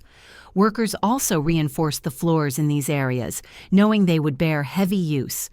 Though simpler in design, these rooms required as much thought as the formal spaces. They formed the unseen foundation of daily life within the house, supporting the needs of the president's household and staff. Upstairs, the rooms intended for private living began to show more definition. Plasterers smoothed the walls, carpenters installed window trim, and workers measured the locations where the interior shutters would be fixed. The quiet, unfinished rooms held a different atmosphere from the grand spaces below. Their smaller size and simpler design suggested a more personal environment, removed from the public functions of the house. Light entered gently through the glass, casting patterns onto the floorboards that shifted with the movement of the day. Hoban moved through each room, making notes on small details and addressing questions from the craftsmen. His calm presence provided continuity across the site, ensuring that each decision reflected the larger vision. He paused particularly long in the central hall, studying the interplay of light on the newly smoothed walls. The hall would serve as the heart of the home, a place where guests might gather, where formal receptions could take place, and where the building's character would be most clearly felt. The clean lines, balanced proportions, and subdued refinement felt appropriate for the emerging nation. Hoban nodded quietly, satisfied that the progression remained true. Outside, workers prepared to apply the first coats of lime wash to the stone exterior. The pale, chalky mixture would protect the sandstone from weather and give the facade a clean, uniform appearance. They mixed the lime with water, stirring until the surface bubbled lightly, then carried buckets and brushes up the scaffolding. As they applied the wash, the stone walls absorbed the mixture, shifting in tone from raw sandstone to a softer, almost luminous white. The house, once rough in appearance, now began to show the dignified calm that would eventually define its exterior. Inside, the installation of interior elements continued. Workers fitted door hardware, simple hinges and latches shaped from iron, and adjusted them until the doors opened and closed smoothly. The quiet click of metal echoed faintly in the hallways. Other workers began planning the placement of stair balusters and handrails, elements that required careful alignment to ensure both safety and beauty. The staircase, already impressive in its emerging form, would soon take on its finished elegance. As the afternoon progressed, the sun filtered through the new windows at a lower angle, warming the fresh plaster and creating gentle gradations of light across the walls. Workers cleaned their tools, swept the floors, and prepared the site for the next day's tasks. The interior now felt undeniably different. With walls smooth, windows framed, and mantels installed, the house had begun to feel like a place meant for living. The echoes that once bounced freely across stone now softened against wood and plaster, lending the rooms a quieter, more intimate tone. And as the workers stepped outside into the cool evening air, the newly lime-washed exterior caught the dying light, turning a soft golden hue before fading into dusk. The house, now firmly taking shape inside and out, stood poised for the next stage of refinement, when color, furnishings, and final details would bring it closer to completion. The soft glow on the lime-washed walls lingered for a moment longer, settling into the surface as if the fresh color were absorbing the memory of the day. When the last traces of sunlight faded, The house once again fell into shadow, leaving its newly finished rooms in a dim, muted stillness. The scent of drying plaster hung in the air, mingling with the clean mineral fragrance of fresh lime wash, drifting faintly through open windows. Every space felt suspended in quiet anticipation. The workers had gone, the tools rested, and the house stood poised between the raw past and the promise of refinement. It would not remain bare for long. Soon new decisions would shape its character yet again, for a building meant to house the nation's leader could not rely on structure alone. It would need comfort, warmth, and purpose. And the challenge of providing these fell to the first president who would walk through its doors, while knowing it was not yet ready for him. That moment arrived in the final months of 1800, when President John Adams traveled to the new federal city. The journey brought him along unfinished roads and through landscapes still marked more by wilderness than by settlement. As he approached the president's house, he saw a structure impressive in scale but surrounded by construction debris, muddy pathways, and open ground that bore little resemblance to the refined setting Hoban had imagined. The house stood grandly on its rise, yet solitary. There were no sweeping gardens, no paved drive, no ornamental trees, only the wide, quiet land stretching toward the river and the beginnings of a city still finding its shape. Inside, the scene matched the outside in its mixture of promise and incompletion. The plaster was mostly dry, the trim was installed, and the mantelpieces were in place. But echoes carried through the rooms with a hollowness that spoke of unfinished work. The floors lacked coverings, the walls remained unpainted, and fireplaces still carried the scent of recent installation. Adams stepped through the main hall, noticing the sharp smell of fresh plaster and the faint chalky scent of lime wash drifting in from the exterior. The rooms were cold despite the new fireplaces, and drafts curled around the edges of windows not yet perfectly sealed. Yet he saw the building for what it was meant to be, the first true seat of the American presidency. The columns would soon rise on the north facade. The terraces would provide sheltered passage. The large rooms would host dignitaries, citizens, and visitors who sought guidance or recognition. Adams acknowledged the incompleteness with a calm acceptance, knowing that the house was not meant for comfort alone. It was meant to represent the ambitions of a young republic, still fragile, still learning, still building. Abigail Adams joined him shortly afterward. Her first impressions were measured and honest. In letters to family and acquaintances, she described rooms unfinished, hallways cold, and doors that opened onto wide, empty spaces where furniture had yet to be placed. She wrote of the long distances within the house, of the difficulty keeping rooms warm, and of the absence of familiar domestic comforts. The East Room, the largest in the house, remained so unfinished that Abigail used it to hang laundry, taking advantage of the spacious, airy interior that caught breezes through newly installed windows. The household staff struggled with the same challenges. The kitchen, though functional, required coordination and adaptation. Supplies arrived on muddy roads. Firewood was hauled regularly into the service areas, filling the basement and ground floor with the scent of burning oak and pine. The servants moved through rooms, still echoing with each footstep, navigating a building that felt both enormous and incomplete. Yet every day brought small improvements. Workers continued their tasks around the Adams family, finishing plaster here, adjusting woodwork there, and installing additional fixtures throughout the rooms.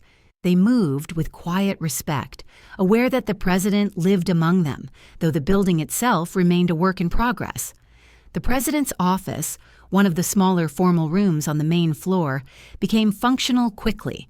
A simple desk, shelves, and a few chairs were arranged, though the plainness reflected more necessity than design. Adams often worked amid faint hammering and distant sawing, the sounds carried through floorboards and framing. The unfinished spaces gave the mansion a sense of openness that would later disappear beneath layers of paint, furniture, and ornament. As the weeks passed, the Adams family began to feel the weight of living in a symbol rather than a home. The large rooms were difficult to heat, and Washington's winter winds pushed through the spaces with relentlessness. But there were moments when the house revealed its intended dignity. Early morning light passed through the tall windows, illuminating the formal rooms with a soft glow. The central hall, wide and symmetrical, carried a quiet majesty even in its simple state. And on clear nights, lanterns lit the windows in a pattern that made the building appear finished from a distance, a solid presence standing against the dark sky. Outside, the grounds remained rough. Workers planted trees where they could, but the soil, heavy with clay near the river, challenged early efforts. Pathways formed slowly underfoot, not through design but through repeated use. Horses and carriages arrived across rutted tracks that cut through open land, bringing visitors who approached the new president's residence with a mixture of awe and surprise. The contrast between the building's grandeur and its surroundings was striking.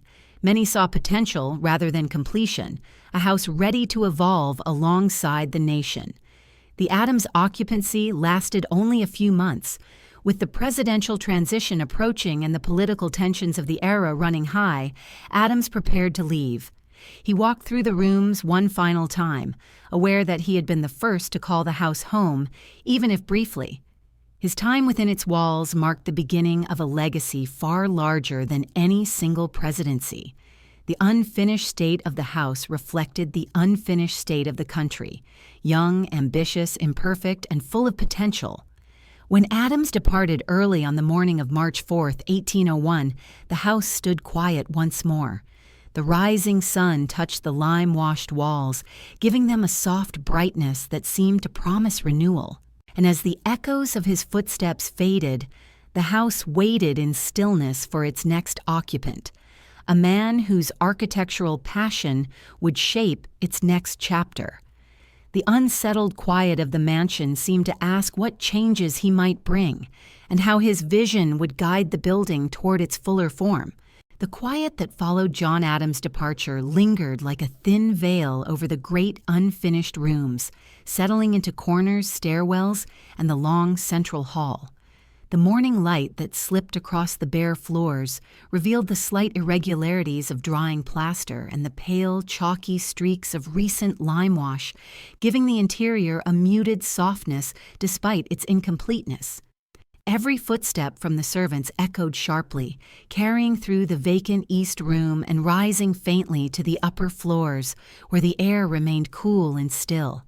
Yet within that stillness lay a sense of waiting, as if the house itself anticipated a new rhythm, a different presence, a steadier hand. The next chapter would begin not in silence, but in the measured, thoughtful steps of a man who saw architecture not merely as shelter, but as an expression of ideals. That man was Thomas Jefferson. When he crossed the threshold in March 1801, he did so with calm understanding of the building's state and a deep awareness of what it could become.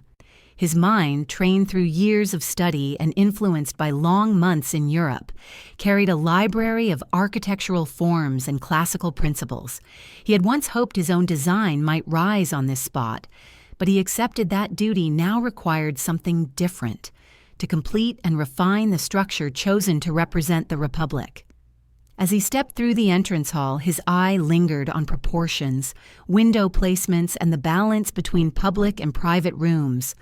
The building, in its raw form, offered him a canvas, one that required care, patience, and clarity of purpose.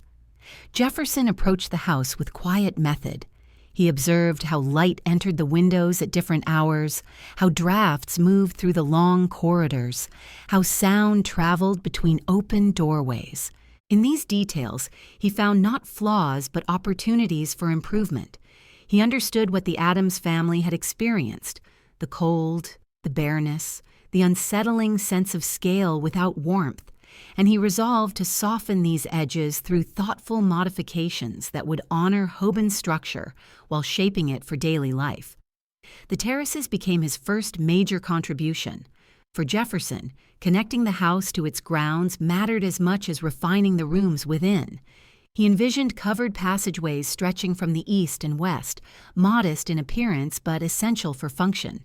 When construction began, the workers extended foundations, installed colonnades, and created spaces that sheltered movement between the main house and auxiliary service buildings. The terraces imposed a sense of horizontal balance, anchoring the mansion to the landscape in a way it had previously lacked. Their classical lines gave the structure a more deliberate posture, making it feel less isolated on its rise above the river valley. Inside, Jefferson's adjustments unfolded slowly. The East Room finally received its long-delayed plaster and finishing coats. The workers moved methodically, lifting scaffolds along the tall walls, applying fresh layers that dried into a smooth surface, ready for eventual decoration. The room remained unfurnished for years. Jefferson saw no need to rush, but it shifted from an emblem of incompleteness into a quiet, dignified space waiting for future ceremony. Smaller rooms along the main floor received attention in turn. Wood trim was installed, walls were smoothed, fireplaces were refined, and the lingering canvas of unfinished work began to recede. Jefferson's personal priorities shaped the interior as well. He required workspaces suited to his habits, a room for writing, another for receiving visitors, another for studying maps and scientific specimens. Cabinets and shelves were installed with care, placed where natural light could fall across them through tall windows. His collections grew slowly: geological samples, Indian artifacts, natural history pieces, and each found its place within the president's house, giving it a quieter purpose beyond ceremony and governance. Comfort, however, remained a challenge. Washington's winters were harsh, and despite improvements to the fireplaces and chimneys, the house retained a chill difficult to overcome. Servants kept fires burning through long nights, hauling wood along corridors and through the terraces into service rooms below. Yet warmth often slipped away through uninsulated walls and tall windows. Jefferson accepted these discomforts with philosophical calm, recognizing that the building's grandeur carried burdens not easily solved. The grounds received his attention with equal care. Though time and resources were limited, he initiated plantings that softened the bare landscape. Workers brought young trees from surrounding woodlands, transplanting them in rows that would one day frame views toward the river and provide shade for future generations. Paths were carved through the rough earth, not yet paved, but thoughtful in their placement. They traced lines that hinted at future gardens and lawns, arrangements Jefferson believed would eventually define the mansion's exterior character. Meanwhile, the city around the house grew slowly. Pennsylvania Avenue, still dusty and incomplete, connected the president's residence to the Capitol. Its broad width and straight lines suggested the ceremonial route Pierre Charles l'Enfant had intended, though mud, ruts, and loose stones reminded all who traveled it that Washington remained a work in progress. Small clusters of buildings appeared nearby, boarding houses, shops, and government offices, transforming the isolated mansion into the early heart of a capital, slowly finding its place.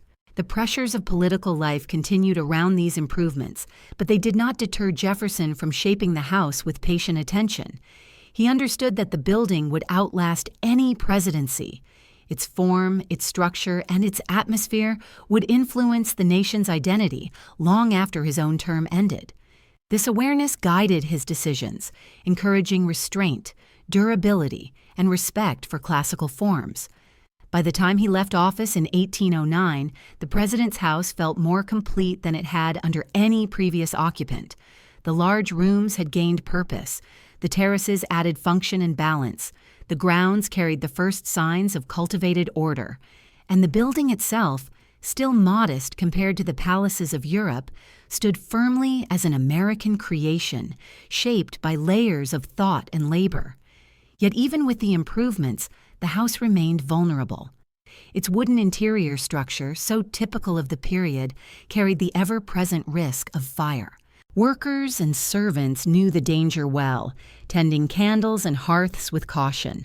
Jefferson himself recognized this fragility, though he could not foresee the night when that fragility would be tested beyond anything the building had faced. As he departed, leaving the house to his successor, a quiet question lingered in the long corridors.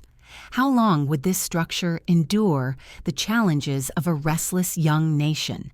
And what would happen when a threat arrived that neither Jefferson's refinements nor Hoban's sturdy walls could prevent? The question lingered in the halls long after Jefferson's departure, drifting like a faint echo through the tall central passage and settling into the quiet rooms that had begun to carry the mark of a lived-in home. What would happen when danger arrived, not in the form of neglect or slow decay, but as something sudden, violent, and beyond the power of careful planning to stop? That question remained unanswered for years as different presidents crossed the threshold, each reshaping the mansion in small ways, each leaving traces of their own needs and temperaments. Yet beneath the daily routines, beneath the formal dinners, and the quiet moments of governance, the house held a vulnerability that no occupant could fully control. It waited patiently, sturdy in the daylight, but exposed in ways impossible to ignore. And in time, that vulnerability would be brought to the forefront during a crisis, unlike any the new nation had yet endured. When the spring of 1814 arrived, the United States was deep into the conflict later known as the War of 1812. The nation struggled against a more powerful adversary, and the fighting, which had begun over maritime rights and territorial tensions, soon reached the Atlantic seaboard with alarming speed. In Washington, warnings circulated that British forces were moving inland. Reports drifted in about enemy ships entering the Chesapeake Bay, about raids along the coast, and about the possibility, long considered unthinkable, that the capital itself might become a target. The president's house, though sturdy and refined, was no fortress. Its tall windows, timber framing, and open grounds made it vulnerable to any determined attack. Still, many believed that British troops would not attempt such a move. After all, the city remained small, its government buildings scattered, its strategic value questionable. Few imagined that the heart of the Republic would soon be threatened by fire. In late August, the threat became a reality. British forces moved with unexpected swiftness, defeating American troops at the Battle of Bladensburg. The defeat left Washington exposed. Smoke from scattered skirmishes drifted toward the city, and the streets filled with residents fleeing toward nearby towns or into the countryside. Within the president's house, the atmosphere changed quickly. First Lady Dolly Madison oversaw the hurried gathering of important documents, silverware, and valuables. Servants, clerks, and government workers moved through the rooms with anxious energy, securing what they could. The large public spaces that had once hosted formal receptions now held crates, blankets, and hastily packed items. Dolly Madison instructed that a portrait of George Washington be removed from the wall, its frame too large to fit through the doorway, and the canvas was freed and carried out by staff. The sense of urgency grew heavier with each hour, while the muffled sounds of distant gunfire crept closer. When Dolly Madison finally left the house, escorted by guards and friends, the interior fell into an eerie stillness. The tables in the dining room remained set for a meal that would never take place, glassware reflecting the fading afternoon light. The scent of extinguished candles lingered in the air. For a brief moment, the house stood unoccupied, its walls silent, witnesses to the uncertainty descending upon the city. Then, as evening approached, British troops reached the mansion. Accounts later recorded describe soldiers pausing before entering, noting the grandeur of the structure and the unusual calm inside. The carefully laid table caught their attention. Whether embellished in later retellings or faithfully preserved, the story of soldiers sitting to eat the abandoned meal became part of the White House's enduring legend. But once the brief pause ended, destruction followed. The flames began quietly at first, fed by materials easily set alight: curtains, furniture, books, draperies, and wooden trim. Then the fire grew rapidly, fueled by the long corridors, dry timber, and circulating drafts that swept through the halls. The heat intensified to such extremes that stone cracked and window glass melted into streaks. The roof collapsed inward, sending showers of sparks into the night sky. The glow of the burning president's house was visible for miles, illuminating the darkened Capitol with an orange, flickering light that carried both shock and sorrow. Outside, the surrounding city suffered similar destruction. Government buildings burned one after another: the Capitol, the Treasury, the War Department, each swallowed by flames that reflected off the surface of the nearby river. The sky darkened with smoke and the distant rumble of collapsing structures. Washington, still young and fragile, faced its greatest ordeal. The following day, a sudden storm arrived. Heavy rain, accompanied by fierce winds, swept across the ruined city. Some accounts described a tornado touching down nearby, its violent gusts scattering embers and interrupting the spread of the blaze. By the time the storm passed, the president's house stood as a shell of blackened stone. The sandstone walls, once warm and earthy in color, now bore deep scars of smoke. The interior, entirely consumed, revealed charred beams, fallen plaster, and a thick layer of ash where rooms had once opened into one another. The terraces Jefferson had added suffered extensive damage, their wooden elements reduced to twisted remnants. When President James Madison returned to the city days later, he walked through the ruins with solemn care. He saw fragments of scorched mantelpieces, collapsed staircases, and the remnants of once elegant rooms. The house was uninhabitable, a darkened skeleton standing against the unsettled sky, and yet the walls remained upright. Their survival, however improbable, offered a path forward. The question now confronting Madison and Congress was whether the Capitol should be rebuilt or moved elsewhere. Debate followed, but the symbolism of remaining in Washington proved too strong to ignore. To abandon the city after such a blow would suggest fragility, not resilience. The decision became clear. The Capitol would stay, and the president's house would rise again. And so, from the ruins, a new stage of construction would soon begin, one that would demand not just labor and skill, but a willingness to rebuild from the very remnants of destruction. The house, scarred but still standing, waited as smoke faded from its stones and workers prepared to return. In that waiting silence lay the first breath of reconstruction, a quiet promise that the nation would not yield to the flames. The smoke had barely lifted from the broken stones when the first surveyors stepped across the charred threshold. The air still carried the scent of burned timber, a sharp, bitter trace that clung to every remaining surface. Rainwater from the great storm pooled across the floors, where rooms had once stretched in orderly arrangement.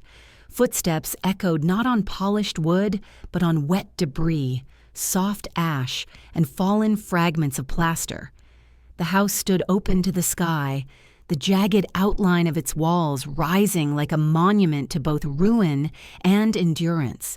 And in this stark, altered landscape, the first task was not to rebuild, but to understand what remained. The silence after destruction offered no clear guidance, only the stillness of a structure waiting for its fate to be decided. When James Hoban returned to the site, he moved through the ruins with deliberate calm. Nearly 2 decades earlier, he had walked these same grounds when they were little more than cleared earth and marked foundations. Now he returned to find the work of those years reduced to hollowed walls and blackened stone. Yet he did not approach the task with despair. Instead, he saw in the survival of the exterior walls a foundation upon which the president's house could be restored. The sandstone, though darkened by smoke, stood firm. The foundations remained sound, and the layout, though stripped of all interior structure, still carried its original proportions. For Hoban, the path forward was clear. The house would not be replaced, it would be rebuilt upon itself. The early months of 1815 brought careful assessment. Workers cleared charred beams that had fallen from the upper floors, dragging them out through openings where windows had once glimmered with candlelight. The debris formed piles outside, each piece a reminder of the house's past and an obstacle to its future. Rainwater seeped through gaps in the remaining structure, leaving streaks on the stone. Tools, damp from the weather, clattered as masons and laborers prepared to begin the restoration. In these first days, it was not yet construction but preparation. Slow, methodical work that required patience and precision. Congress soon approved funding for the rebuilding. The decision signaled not only practical necessity but symbolic resolve. To restore the president's house was to reaffirm the stability of the government, to show that even in the face of attack, the heart of the nation would endure. With funding secured, Hoban resumed the role he had once held years earlier: overseer, architect, and steady guide through the complexities of construction. Stone from Aquia Creek once again made its way north along the river, arriving on barges as it had in the 1790s. Workers lifted the blocks from the docks, the wet surfaces cool beneath their hands, and transported them to the house where they were measured, cut, and fitted into damaged portions of the facade. Some stones required replacement where the fire had cracked them beyond repair. Others were cleaned and reset into their original positions. Bit by bit, the exterior regained its shape, the walls strengthening to support the new interior, soon to rise behind them. Within the ruins, carpenters began the slow work of rebuilding the timber framing. New beams cut from tall trees in the surrounding regions were brought in and hoisted into place. Sawdust gathered on the ground as workers shaped the lumber, replicating the dimensions of the original structure. The wooden skeleton of the house emerged once again. First the beams for the ground floor, then the joists for the main level, and finally the framing that would support the roof. The scent of fresh-cut wood replaced the lingering traces of smoke, bringing with it a quiet reassurance that the house was returning to life. Plasterers followed. They mixed lime, sand, and water in large wooden tubs, the blend thick and pale. When applied to the new interior walls, the plaster created smooth surfaces that brightened the once darkened spaces. Workers moved with rhythmic strokes, each pass of the trowel bringing the house closer to its restored form. The east room, where the fire had burned most intensely, began to return to the proportions Jefferson had completed during his years in office. Light from the windows fell across the new plaster, illuminating the room with a soft, clean brightness that felt like renewal. Roofers climbed high above the ground to rebuild the structure overhead. They installed new rafters, boards, and shingles, each step bringing protection from the elements. Rain no longer fell freely through the house once the roof was sealed. The interior grew quieter, less exposed, more like the rooms that had once sheltered presidents and families and gatherings. The workers, though focused on their tasks, could not ignore the sense of purpose threaded through every hammer stroke and measured cut. They were not merely repairing a damaged building. They were restoring a symbol of national endurance. Throughout the reconstruction, subtle improvements were woven into the familiar design. Hoban, drawing upon the lessons learned from the building's first years, adjusted certain structural elements for greater strength. Fireplaces were rebuilt with improved masonry. Chimneys were refined to draw more efficiently. Some framing techniques were updated to reduce vulnerability to future flames. Yet these changes did not alter the building's identity. The president's house would remain the structure he had originally designed, a Georgian form adapted for a young republic, but now strengthened with insight earned through hardship. By 1817, the work had progressed far enough for the building to be occupied once more. President James Monroe arrived to find a house that felt both familiar and renewed. The exterior walls, now painted white to conceal the scars left by smoke and heat, gleamed against the landscape. The fresh coat of paint gave the building a sense of clarity and unity its natural sandstone had never fully achieved. Inside, the rooms were clean and bright, their surfaces unmarked by fire. The scent of fresh paint and new timber replaced the memories of destruction. The house stood ready, not only restored but reborn. Yet even in its restored state, faint echoes of the fire lingered, not in the materials, but in the memory of what had occurred. Those who walked the halls could not forget the night when flames had filled the rooms, when the roof had collapsed, and when the city around the mansion had been brought to near ruin. The decision to rebuild, quietly affirmed in the structure's new white surface, carried the weight of resilience. The house had survived, and through careful labor it had risen again. And now, with its renewed walls and brighter facade, the president's house entered a new era of expansion and modernizing, a century of change that would transform not only its appearance, but its role within a growing nation. As the fresh paint dried and the building settled into its restored stability, a new question began to take shape. How would the house adapt to the demands of an expanding republic, and what new chapters would unfold within its enduring walls?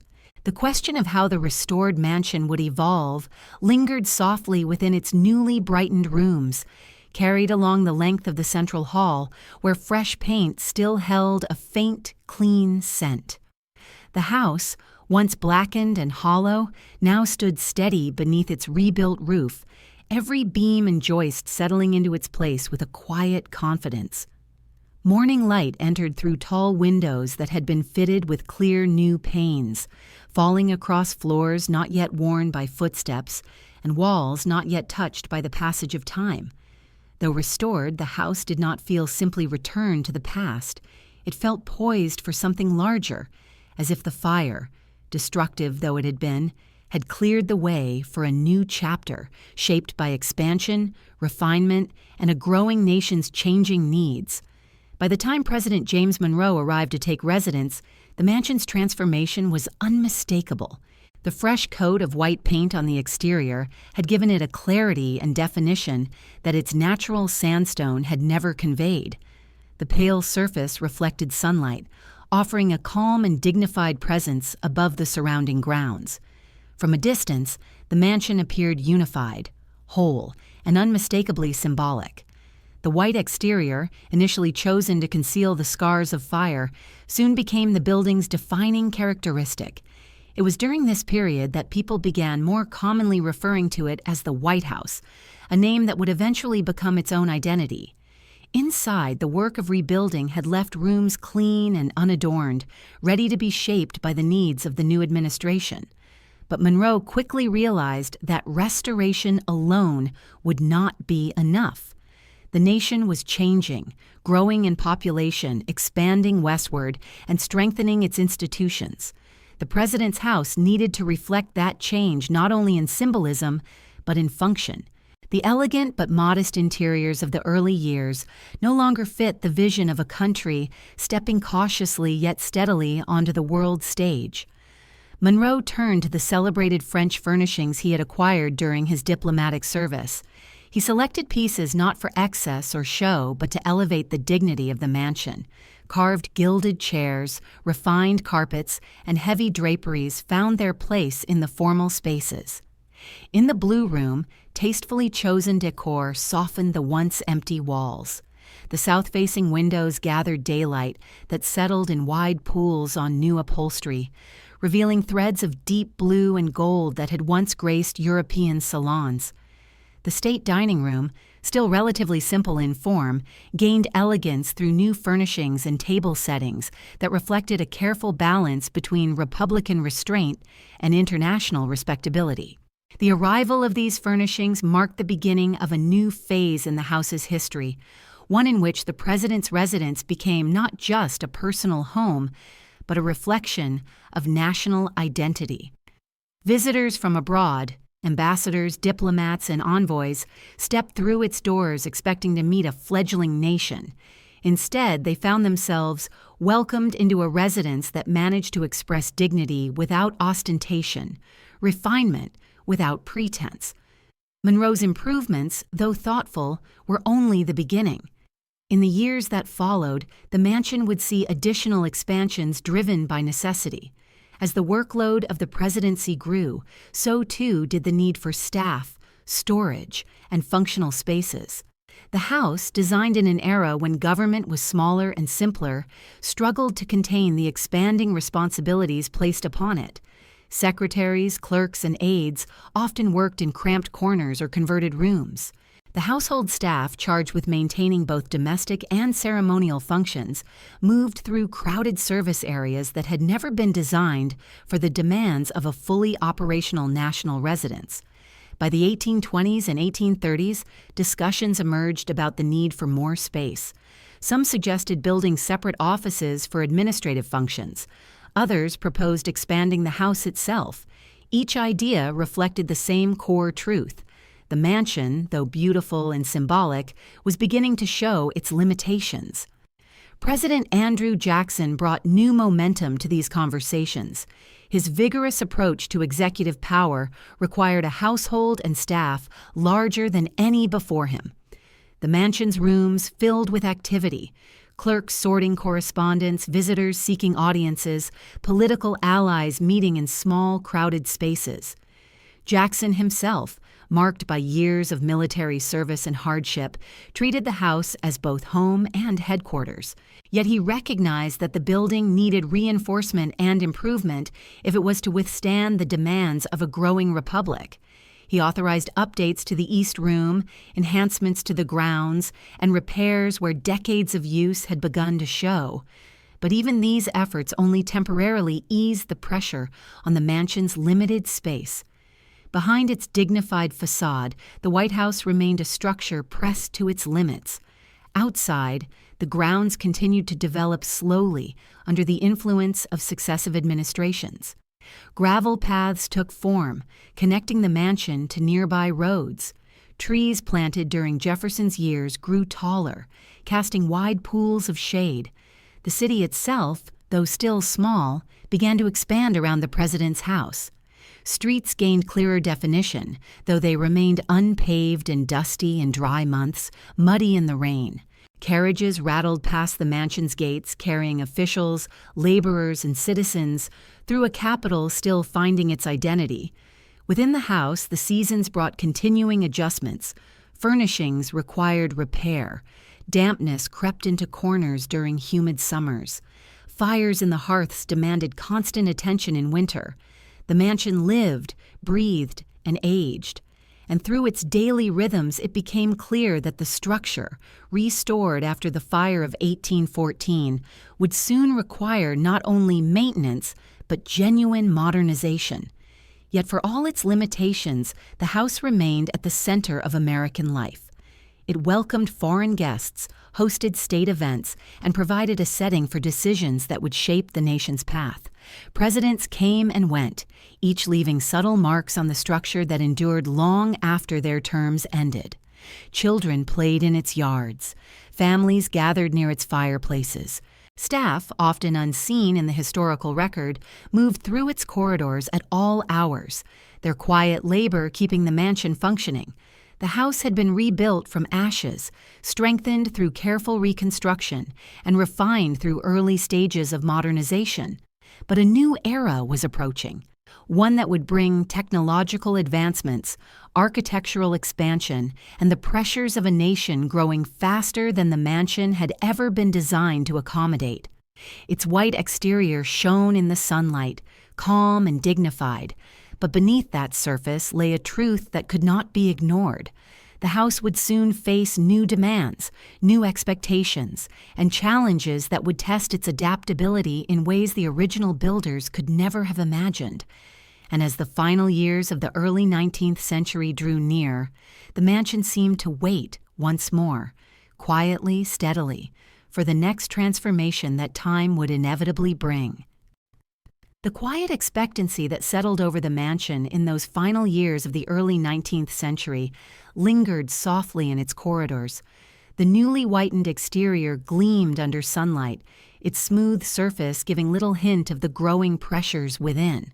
Though outwardly calm, the house existed in a state of gentle strain, its halls carrying more footsteps, its rooms more voices, and its service areas more responsibilities than the original builders had ever predicted. Each administration brought new patterns of work and new demands, stretching the building in subtle but persistent ways. And beneath that steady pressure, the mansion revealed something important about itself. Resilience alone would not be enough. It would need to adapt, to grow, and to embrace the emerging technologies of a changing world if it was to remain the heart of the nation's public life. Through the 1830s and 1840s, presidents and their households experienced this tension firsthand. The mansion, though dignified in appearance, had limitations hidden behind its formal facade. Heat in the winter came only from fireplaces, each requiring constant tending by staff who moved continually through corridors carrying wood. In summer, the interior grew humid and heavy, with windows serving as the only means of cooling. Light came from candles and oil lamps, which flickered in drafts and demanded careful handling. Cooking relied on large, labor-intensive hearths in the basement-level kitchen, filling the lowest rooms of the house with heat and the scent of burning fuel. And above it all, the building's modest size, despite its grand presence, left little room for the swelling duties of a modern presidency. Though these challenges were familiar, they became more pronounced as national expectations evolved. When President John Tyler moved into the mansion after the sudden death of William Henry Harrison, he found a house that required careful maintenance and constant supervision. His family filled many of the private rooms upstairs, and the demands of hosting official events strained the limited state spaces. The central hall, elegant but narrow, was never intended to accommodate the volume of visitors that now crossed its marble floor. Servants navigated busy gatherings with trays and linens, weaving quietly among clusters of guests who lingered in the blue room, the red room, or the newly furnished parlors. Despite these pressures, the White House remained the symbolic heart of the nation. During James K. Polk's administration, the building saw heavy use as the country entered a period of expansion marked by the Mexican-American War and the debates that accompanied it. Polk's long hours of work required the presence of aides and clerks late into the evening. Candles burned low on desks. Drafts of documents lay stacked in piles. Maps rolled and unrolled across tables. The building absorbed the intensity of the era, its rooms carrying both triumphs and tensions as the nation stretched its boundaries. The 1850s brought continued strain. President Franklin Pierce's household, marked by personal grief and political conflict, found solace in the private rooms upstairs, while the public rooms bore the weight of national discord. President James Buchanan, the last to live in the mansion before the Civil War, oversaw an administration marked by deepening divisions. He recognized the need for improvements to the House, but confronted a nation distracted by political upheaval. Still, the building endured, sheltering conversations, decisions, and moments that guided the country toward a crossroads it could not avoid.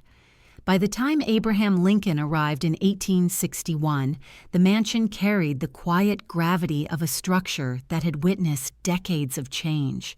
Its polished floors, though worn in places, reflected the glow of lanterns as the Lincolns moved through rooms, heavy with expectation. Outside its windows, the nation fractured.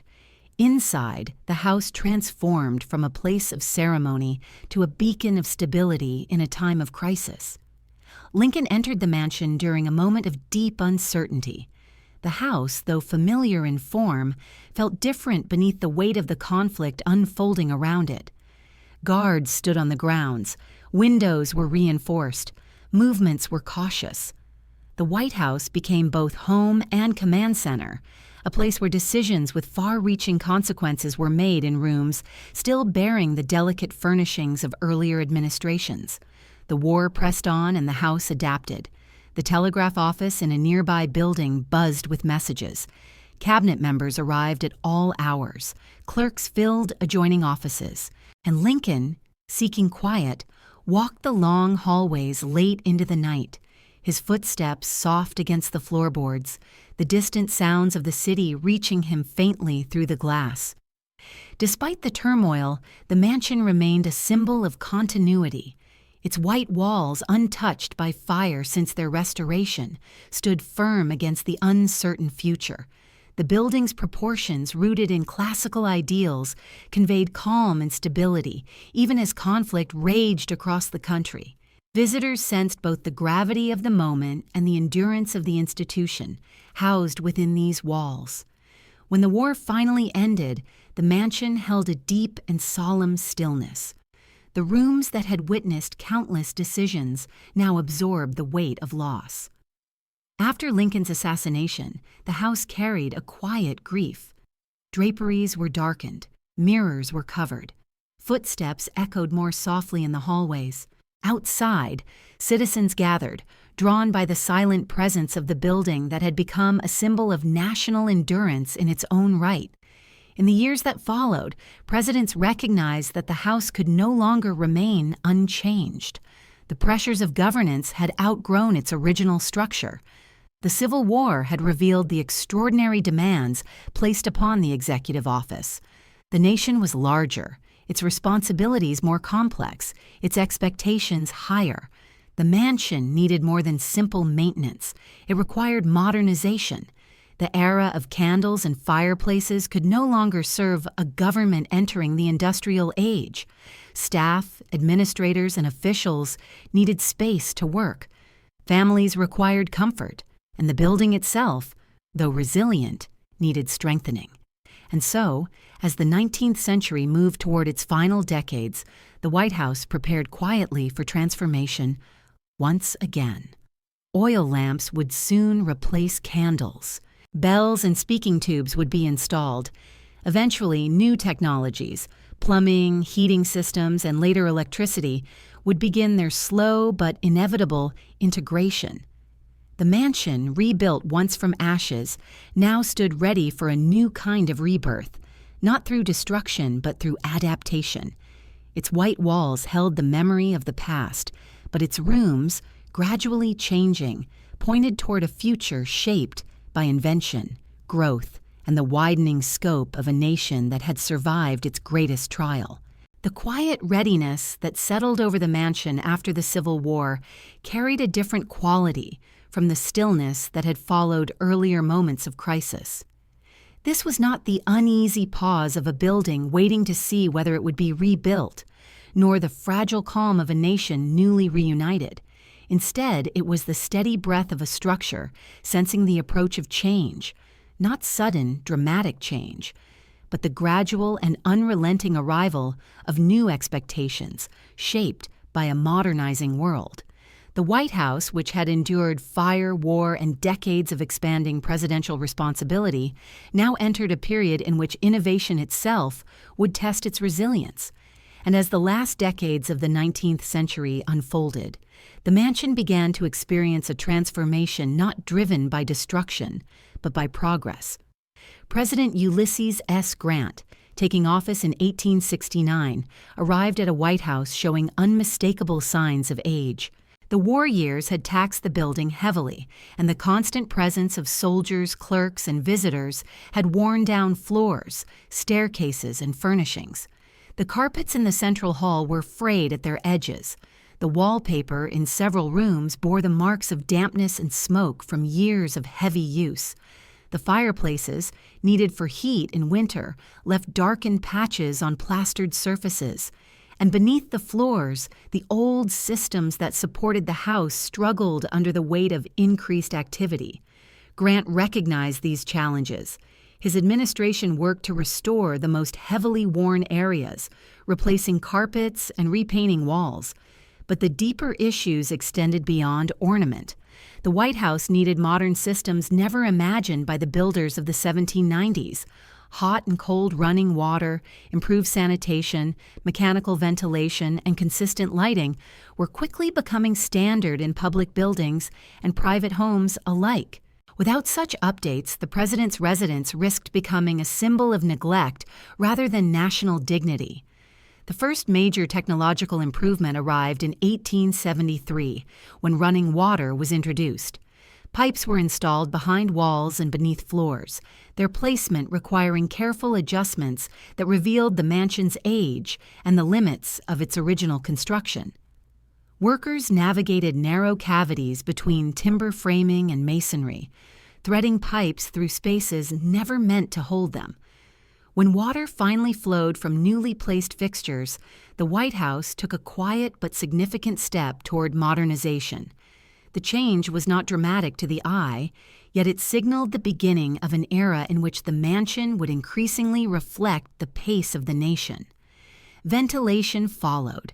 Summers in Washington had always been difficult, with heavy humidity settling over the city and finding its way into the mansion's rooms. The thick walls trapped both heat and dampness, and the fireplaces, essential in winter, offered little relief in warmer months. The introduction of mechanical ventilation systems, crude by modern standards, helped to move air through the building. Fans and ducts carried fresh air into interior spaces, reducing the stagnant atmosphere that had challenged generations of presidents and staff. These systems marked an early attempt to bring comfort into a house originally designed for an era without such expectations. The most symbolic shift, however, came with lighting. Prior to the 1880s, illumination relied entirely on candles and oil lamps, their warm but flickering glow casting soft, uneven shadows across the mansion's rooms. These forms of light carried with them the risks of smoke and fire, hazards all too familiar to a building once lost to flames. When gas lighting arrived, the transformation was profound. Pipes were run through ceilings and walls, leading to fixtures that burned steadily and brightly. Rooms once dim during evening gatherings now glowed with a clearer, more reliable light. The soft hiss of gas replaced the crackle of burning wicks, adding an undercurrent of subtle sound to nighttime events. With each improvement, the mansion became more suited to the growing scale of presidential life. Yet progress moved slowly. Not all innovations were immediately embraced, and some caused as many complications as they solved. Gaslighting, for example, produced heat and occasionally soot, requiring constant cleaning of ceilings and walls. Water pipes needed regular maintenance. Ventilation systems demanded adjustments. Still, the White House moved forward, one careful step at a time. Presidents in these decades navigated a building both historic and evolving. Rutherford B. Hayes, entering office in 1877, oversaw additional refinements to the public rooms. His wife, Lucy Hayes, played a significant role in these efforts, selecting new furnishings and arranging receptions that reflected a dignified yet approachable atmosphere. The mansion gained new carpets, draperies, and decorative elements that harmonized with the emerging tastes of the era. Visitors who walked through the parlors found spaces brighter and more cohesive than they had in years past. James A. Garfield, though his time in the White House was tragically brief, witnessed the building's growing complexity. Chester A. Arthur, who succeeded him, brought a sophisticated aesthetic sense to the residence. Arthur enlisted the celebrated interior decorator Louis Comfort Tiffany to redesign several rooms. Tiffany introduced stained glass, colorful fixtures, ornate wall coverings, and rich textiles that transformed the mansion's interior character. The result was a vivid expression of late 19th century design, striking, decorative, and unmistakably different from the restrained forms of earlier administrations. Through these changes, the mansion became both a reflection of its time and a repository of earlier eras. Layers of history accumulated in its halls: Jefferson's terraces, Monroe's furnishings, Jackson's repairs, Lincoln's war-era modifications, Grant's modernization efforts, and Arthur's ornamental redesigns. Each generation left behind both visible and invisible marks, new systems hidden behind walls, new stylistic choices in public rooms, new adaptations to the evolving needs of the presidency. Yet even as the mansion grew more modern, its limitations persisted. The structure remained fundamentally the same size it had been when first completed in 1800. Staff worked in crowded quarters. Offices for administration continued to spill into nearby buildings. The daily operations of government required more space than the mansion could provide.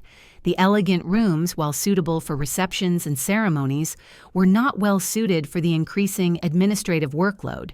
By the 1890s, the question of expansion resurfaced again, not just in whispers among staff or private notes from presidents, but in formal discussions within the government.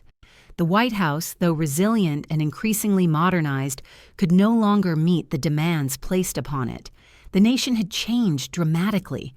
It had grown in population, industrial capacity, and international presence. Its government had grown with it. The president's residence needed to evolve once more if it was to remain both functional and symbolic. As the century drew to a close, the mansion stood proudly on its rise above the city, glowing softly at night beneath gas lamps and carrying the quiet hum of modern systems beneath its floors.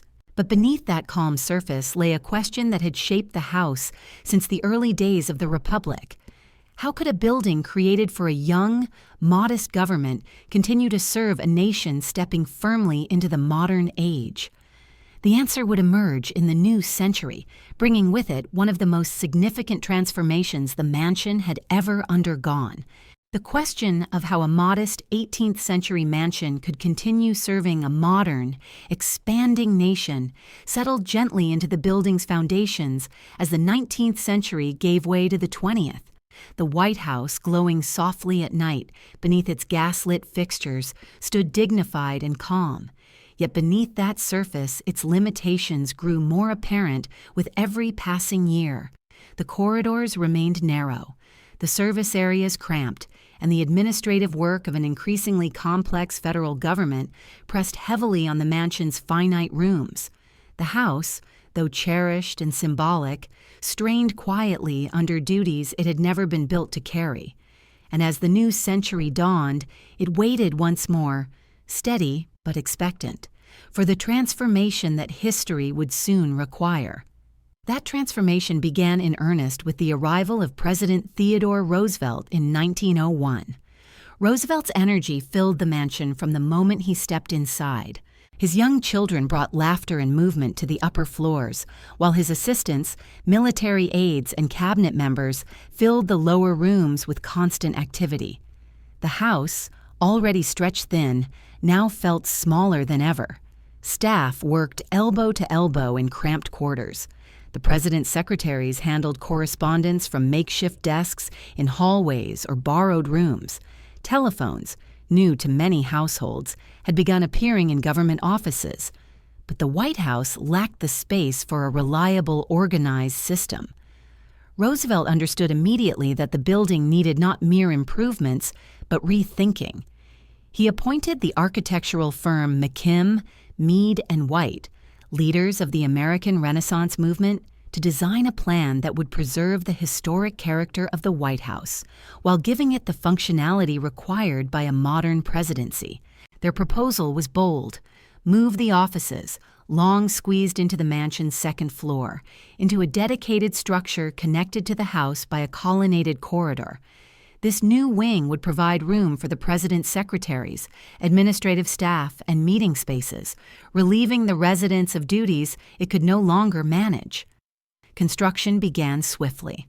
On the west side of the mansion, workers cleared ground, dug foundations, and raised a low but elegantly proportioned structure, the West Wing. Though modest in size compared with later expansions, its purpose was revolutionary. For the first time, the president would have a separate working space, distinct from his living quarters. This separation created a more functional environment for governing while preserving the domestic calm of the family floors above.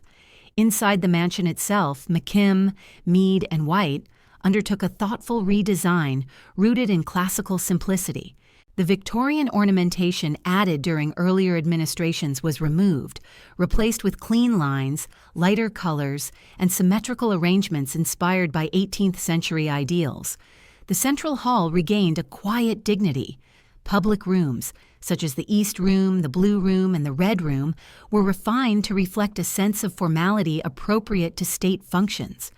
The renovation did not erase history. Rather, it brought coherence to a structure shaped by more than a century of evolving styles. One of the most significant changes came with the relocation of the president's living quarters. Previously, the second floor had served both public and private functions, forcing presidents to navigate a space that blurred personal and official boundaries. Roosevelt's renovation clarified the purpose of each floor. The second story became the family residence, its rooms reorganized to accommodate private life, while the first floor remained dedicated to public ceremonies. This shift created a rhythm that would define presidential life for generations, offering a balance between family refuge and national responsibility. As the renovation progressed, technological advancements found their way into the mansion. Electric lighting, still relatively new to American homes, replaced gas lamps. Wiring was threaded through walls and ceilings with careful attention. The glow of electric bulbs brought clarity to once shadowed corners, illuminating rooms with a steady, quiet light that transformed evening gatherings and late-night work. New heating systems, more reliable than the building's aging fireplaces, warmed the mansion during winter months. Plumbing was modernized. Speaking tubes and early communication devices linked distant rooms. The White House was no longer simply a historic residence. It was becoming a modern work environment compatible with the pace of 20th century governance. Roosevelt's renovations restored a sense of order to the mansion. When the family returned after months of construction, they entered a home that felt both familiar and new, bright, balanced, and better suited to the demands of a modern presidency. The West Wing, though small, functioned effectively, allowing Roosevelt to conduct meetings, greet visitors, and coordinate affairs without disturbing the household above. The separation between public and private space brought a calm dignity to the first floor and a measure of peace to the second. But with progress came new challenges. A few years later, in 1909, the West Wing was expanded again to support the growing administrative work of President William Howard Taft. A larger office space, still not yet the Oval Office, was created. New rooms provided space for staff and meetings.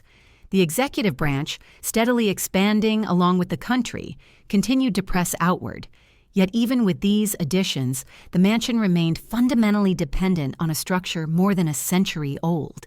Its walls, though sturdy, bore the weight of generations of changes. Its floors held the footsteps of countless presidents, staff, and visitors. Its foundations, originally laid in the 1790s, supported not only the physical building, but the evolving identity of the presidency itself.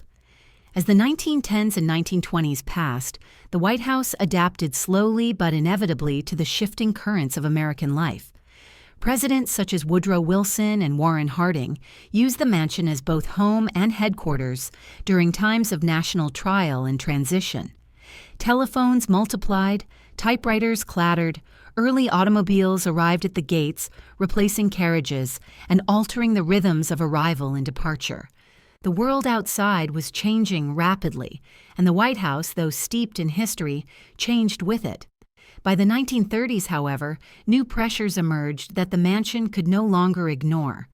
President Franklin D. Roosevelt, confronting the Great Depression and later the onset of global war, oversaw a government whose administrative needs dwarfed anything imagined by the building's early architects. Staff numbers swelled, offices filled. The West Wing, expanded once more in 1934, grew into a more complex administrative hub. The iconic Oval Office, built during FDR's updates, introduced a space that would soon define presidential symbolism around the world. Yet beneath these expansions, the mansion's original structure began showing signs of stress. The floors creaked and sagged under long-term strain. The interior framing, weakened by age and intermittent repairs, bore the marks of time and nearly constant use. Much as in the late 19th century, the building once again signaled that resilience alone would not be enough. The White House was preparing, quietly, inevitably, for one of the most dramatic reconstructions in its history. a transformation that would challenge the very bones of the building while preserving the outward appearance the nation had come to revere.